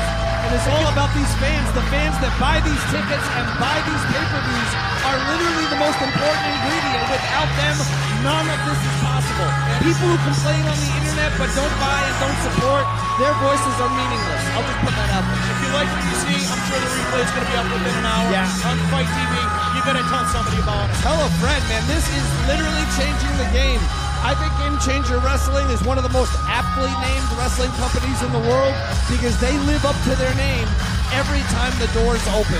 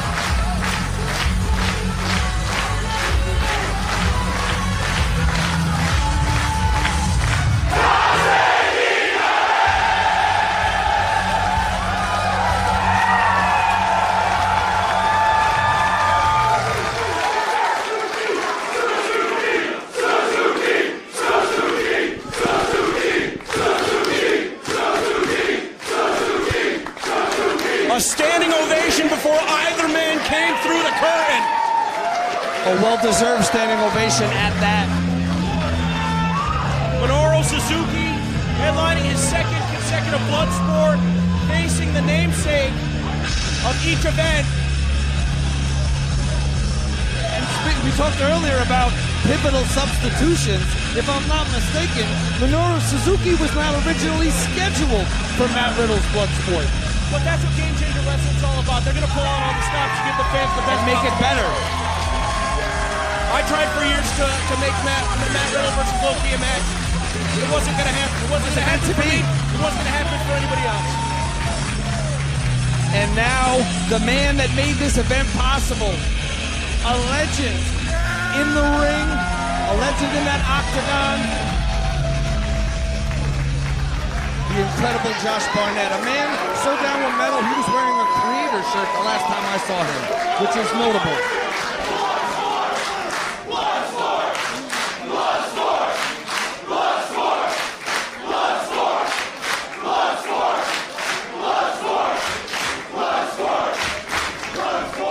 Introducing first in the blue corner, fighting out of Yokohama, Japan.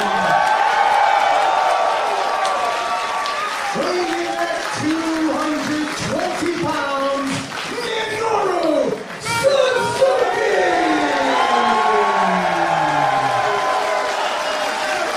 Suzuki getting in Barnett's face, you don't see that every day.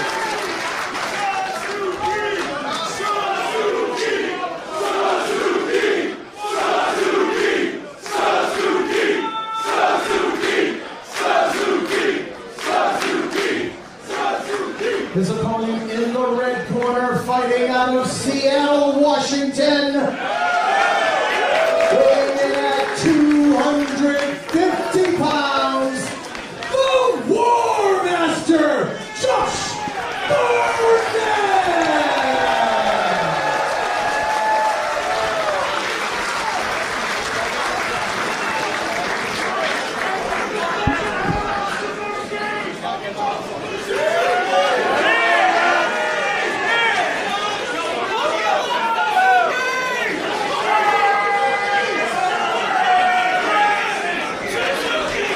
Referee only able to separate those two men because they wanted to be separated.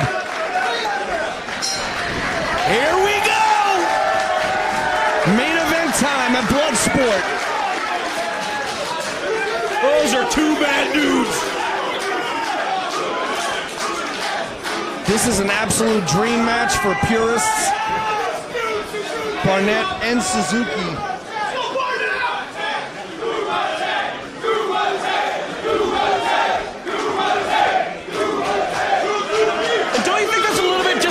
From some of the fans behind us, honestly.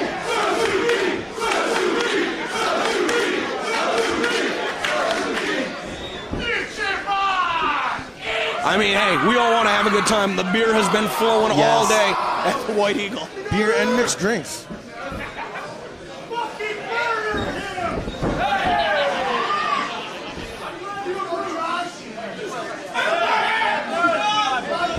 Barnett and Suzuki with the test of strength right in the center of the ring, right on that collective logo. A whole weekend of incredible shows coming up, but this is the main event of the second show and arguably the most anticipated show of today.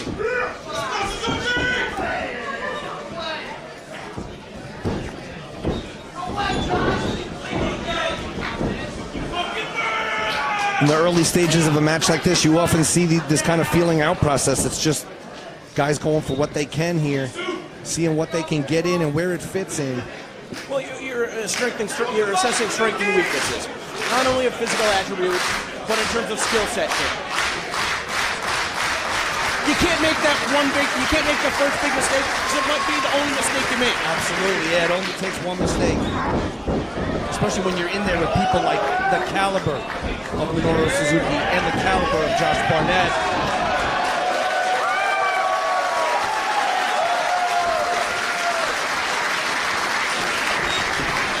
I just got a kiss from Hornswoggle, and I like it. Watching Josh Barnett fight Minoru Suzuki, this is wild, weird stuff, people. Only a game changer.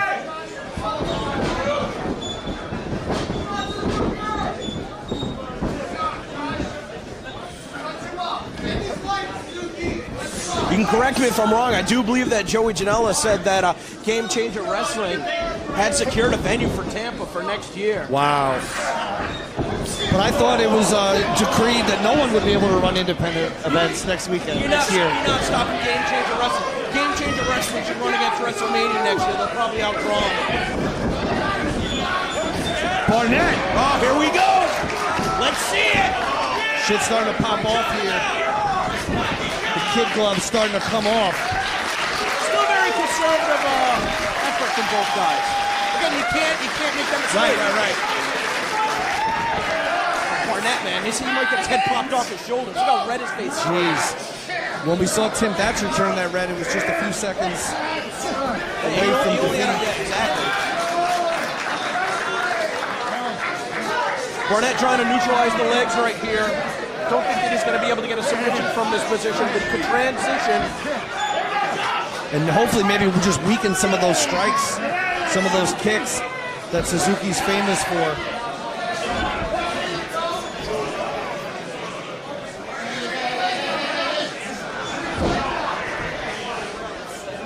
Suzuki grabbing a hold of that foot of Barnett.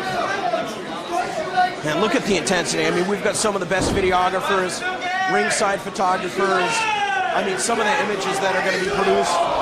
Wow. Barnett finds a way to take the pressure off.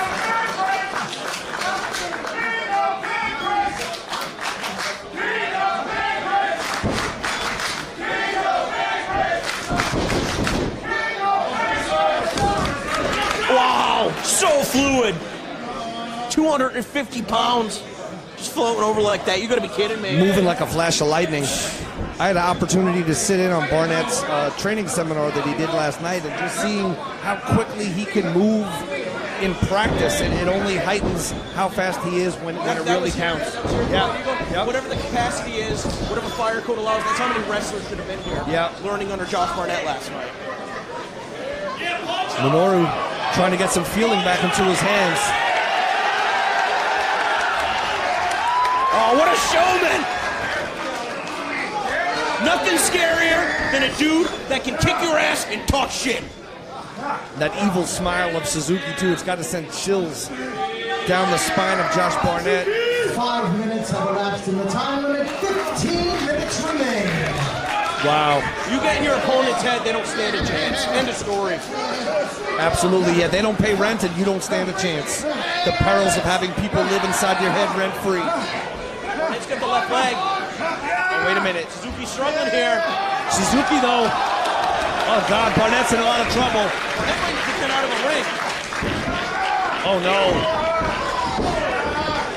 Barnett's so quick to try to alleviate that pressure. Oh, no. Just incredible body control from somebody that's 250 pounds. Barnett keeps rolling through to try to just keep the pressure off those joints. But Suzuki just having a clinic here. This could be it. This could be it. Referee's right there, Barnett. Barnett trying to relieve pressure. See, Barnett got his hands up, but I can't see much more than that, DC. This is really, I mean, we've had the best seat in the house all night. Front row, on the stage, be able to call all of the action for everybody watching live on Fight TV. As Barnett transitioning to an advantageous position. He's going to be going on the attack. Trying to free that arm of Minoru Suzuki. Suzuki's in a lot of pain right here. Stomping his feet, but not tapping out the neck. Wow. How tough is he? Suzuki's evil brain sending that tap signal to his leg, which makes it meaningless, because if it was his hand that tapped, it would have been over. Suzuki's got no quit in him, but neither does Barnett. Never. The official asking him, it's not going to happen. Not only is it no, the answer from Minoru Suzuki is never. He will never give up. You might have to kill him to beat him here tonight. And even then, I'm not sure if his soul, if his spirit, or his legacy would give up. His physical coil may. But the soul of Minoru Suzuki will never die, will never say quit. Look at the determination on Barnett's face. Sweat pouring like a faucet. Oh, he's trying to go for that full Nelson. Couldn't get it on Barnett. Oh, no.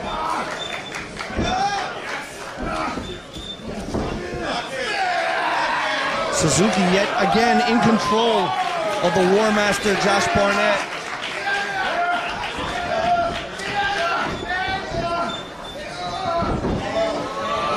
The power of Barnett! Bad landing. Right on the back of the head and the shoulder. You know, wrestlers train for years to try and brace for falls. So that doesn't happen. So that doesn't happen. You want to try and land it as flat a surface as possible. When you come down at an awkward angle like that, that's when you can dislocate a shoulder. That's when you can pop, you know, vertebrae in your neck.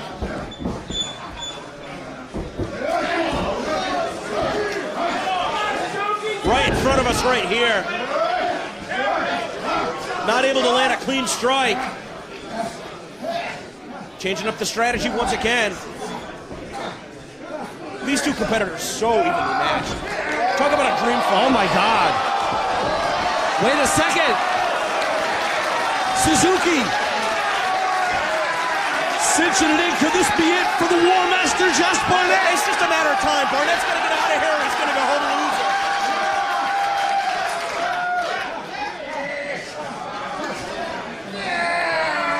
Oh no. Barnett got out of the part of the one hold, but may have found himself in an even worse position, DC. I mean, just look at the way that his right leg is bent at the knee. Your knee isn't supposed to bend that way. It's supposed to go forward and back, not side to side. Suzuki now like a shark, smelling blood in the water. He wants to go home.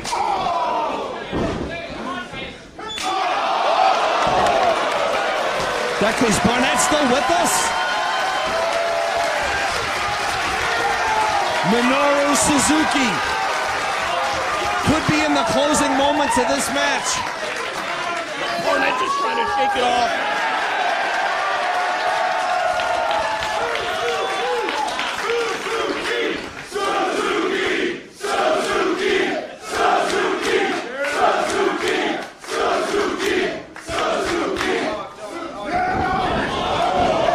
Barnett unloaded.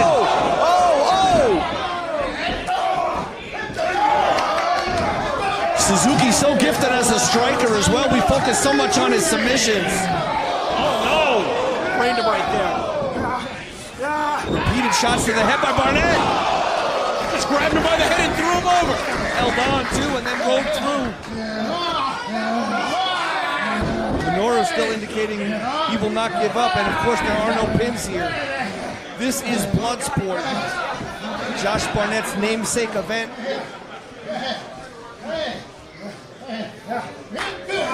If Minoru Suzuki picks up another win, easy for me to say, in the main event here tonight, you're going to think about perhaps reconsidering what it's called next year. Absolutely. Minoru Suzuki's Bloodsport. Suzuki! Is that it? Even with his eye shut, he's rolling back in his head. Oh no, this could be all. This is the exclamation point. Barnett's, I think, out already. It's getting ugly. It's getting ugly. Can't get him over. Barnett able to just use that lower center of gravity to barely keep himself on the ground.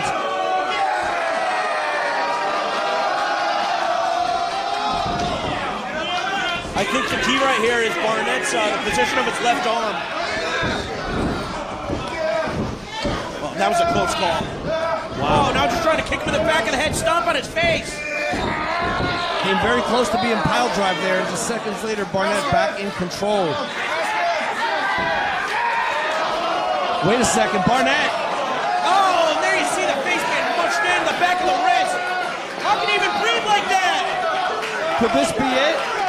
Barnett got him locked in. The difference is going to be the fans here in the White Eagle.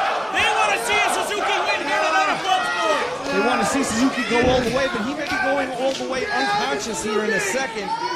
This is about as close as it gets. Levin's right in there. Suzuki's eyes are starting to get shiny a little bit here. His eyes look glassy to me, Drew.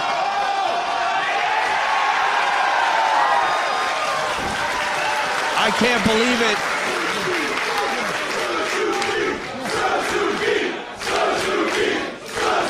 The brain of Minoru Suzuki may be unconscious, but the body of Minoru Suzuki fights on. Talk about discipline. These guys probably both feel like they've been in a car accident. The sweat dripping from the body of Josh Barnett as he's driven powerfully to that canvas. That's going to buy Suzuki some time to get the separation that he needed, but can he capitalize?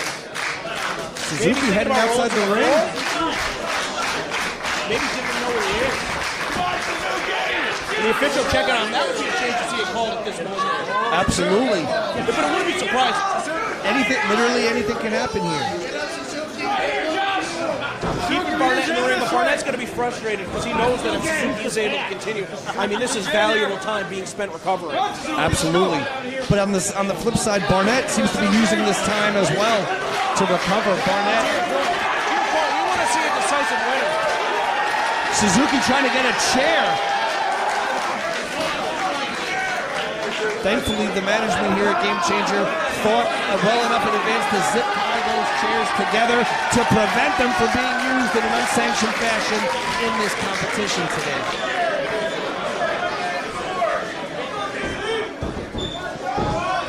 The sweat pouring off Barnett.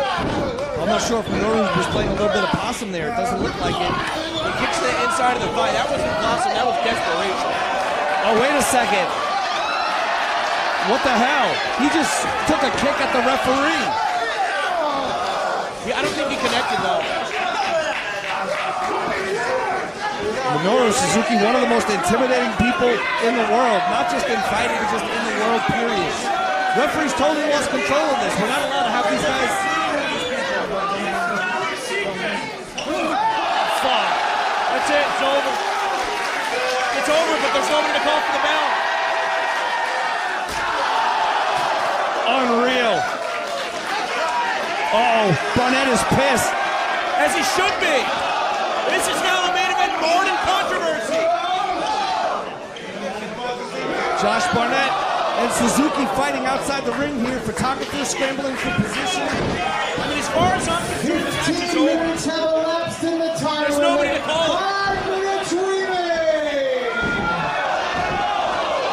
We're keeping this going without a ref?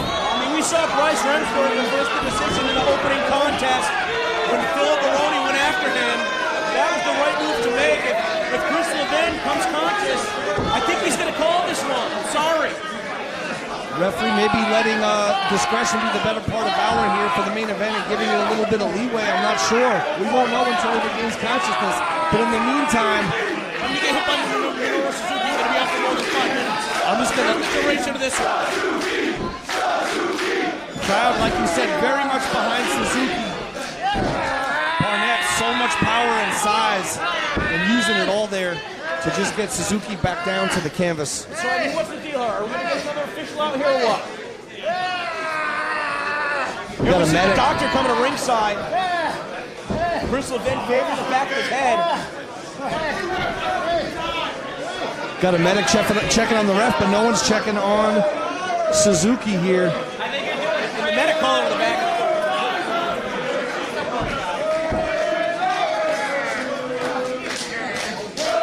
What is going on? And nevertheless, Barnett and Suzuki continue to fight. Wow. Awkward landing of the left leg.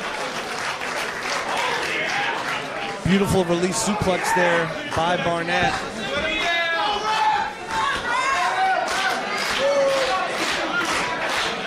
Referee seems to be getting his legs back under him. He's getting in the ring to call it, right? I don't know. I don't know if he's giving it a little leeway here. I thought that strike and the ensuing chair shot that the ref didn't see will be it. The ref can't call what he doesn't see. Suzuki may have hit him so hard he doesn't remember what happened. 3 minutes remain.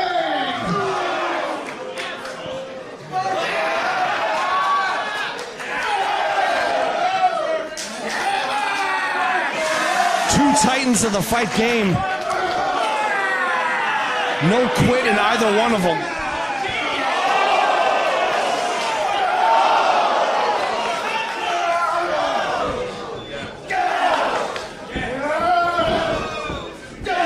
Back to a standing position now. Suzuki showing a little bit signs of damage there from those blows. Suzuki on spaghetti legs here. He's about to take a tumble to the floor.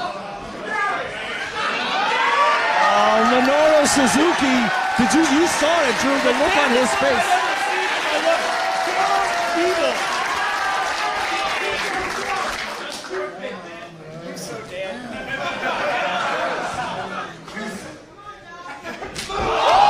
Suzuki marking the spot. It looked like somebody popped a water balloon. That's a man's head. It looked like Old Faithful erupted.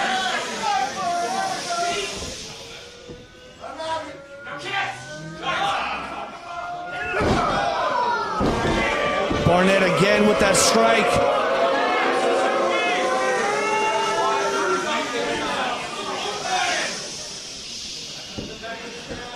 Stunned silence.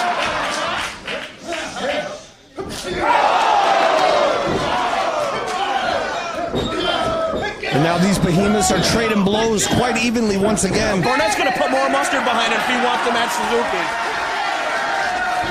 Suzuki firing up, which causes Barnett to fire up. Oh, one of these guys is going to be bleeding. Headbutt by Barnett, answered by Suzuki. 60 seconds on the clock, DC.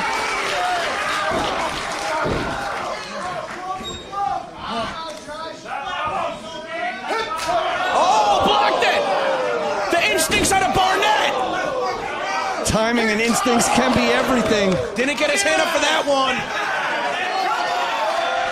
Time rapidly running out here for both competitors. 30 seconds!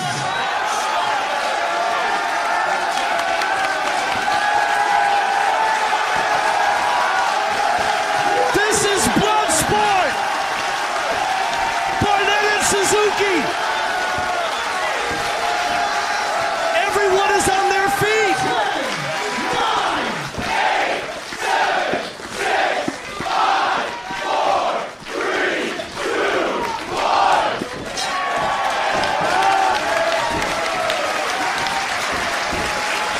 That's it, DC. We went to the time limit. That's not it. If Levin wasn't going to call it earlier, he sure as hell ain't going to now. Let's see this one go the distance. Suzuki indicating he does not want 5 more minutes. Asking the crowd to be quiet. 5 more minutes! I stand corrected.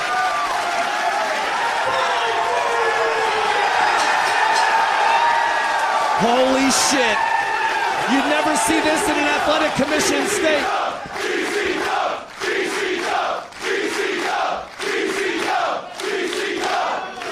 Both guys going to be running on fumes at this point.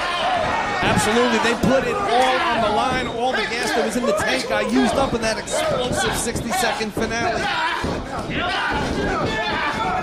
Oh, shit. Scrambled your brains. Oh! Suzuki shaking it off. Barnett doesn't even know what to do.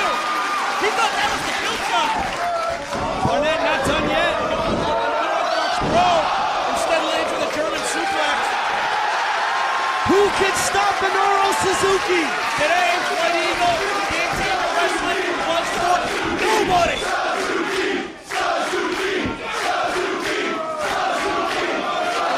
Barnett.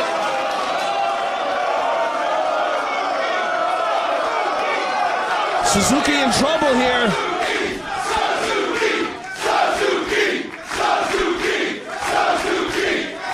Suzuki fighting with every essence of his being to escape that hold. But it may all be for naught. And if Josh Barnett's able to pull this one off, all the theatrics aside, I mean, he really is the better fighter here today. He should have been awarded this match about 15 minutes ago. Very true. Talk about an undisputed victory, but Suzuki's not staying down. Suzuki biting. Anything you got to do to break that hold and create some separation. Ref showing a ton of leeway here for the main event. Maybe too much. Wow. Biting the foot and placing him in a submission at the same time. Referee.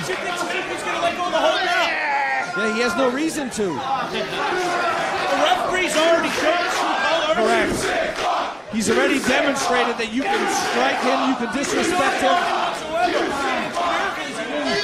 If I got hit by Suzuki, you'd be digging my grave right now. Absolutely. Be calling a funeral home.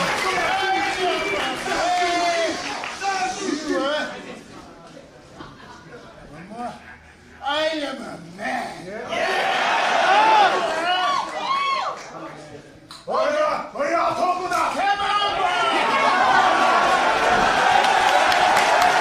Barnett with some trash talk in Japanese. Here we go again. Irresistible force, an immovable object. 2 minutes remain. Barnett with that guillotine.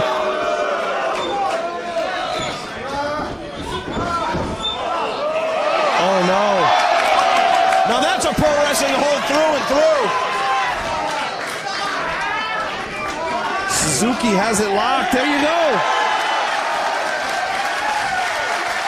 Could this be it for Barnett's going to walk him over and dump him off the ring or he's going to be done.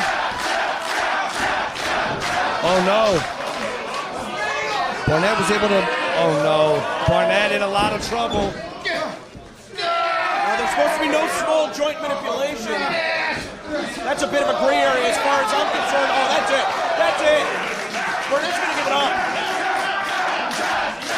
That chicken wing style hold on the arm combined with the choking effect of the legs, that's got to be it.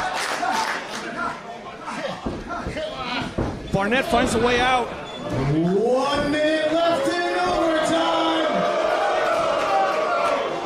These fans want to see a winner. They want to see a definitive winner. I don't know if either man has it in him. Seems like the only thing you could do is knock out your opponent. Neither of these guys is going to quit.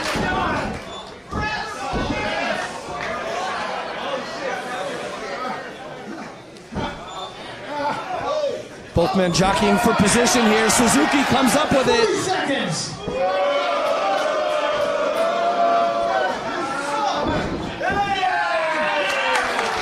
Barnett's head dangerously close to that ring apron. Suzuki gets a submission victory here. It should be called off. Come on, referee, let's get some separation. Show some balls. 10.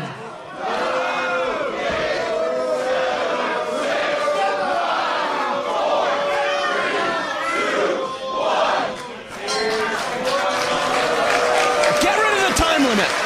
I want to see a winner now. No 20 minutes, no 5 minutes, no time limit. Suzuki's still not releasing that hold.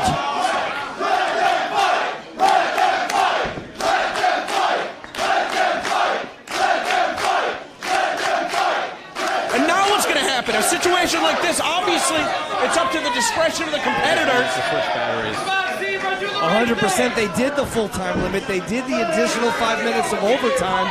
This is unprecedented.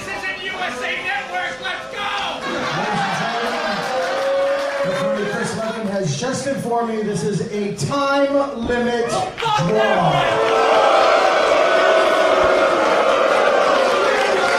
If anything, this should be a disqualification victory for Barnett. Barnett gets the moral victory, like you said. Both men, though, look like $1 million here in front of the whole world. Teacher Wrestling's Bloodsport. Part of the collective, we saw a myriad of first-time ever dream matches tonight. And we saw a war of the legends between these two men.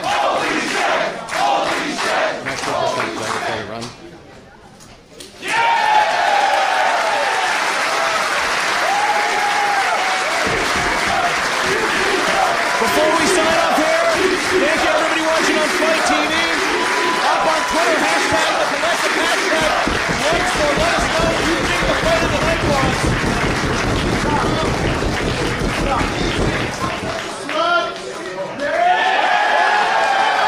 Minoru Suzuki letting everyone know this is Bloodsport.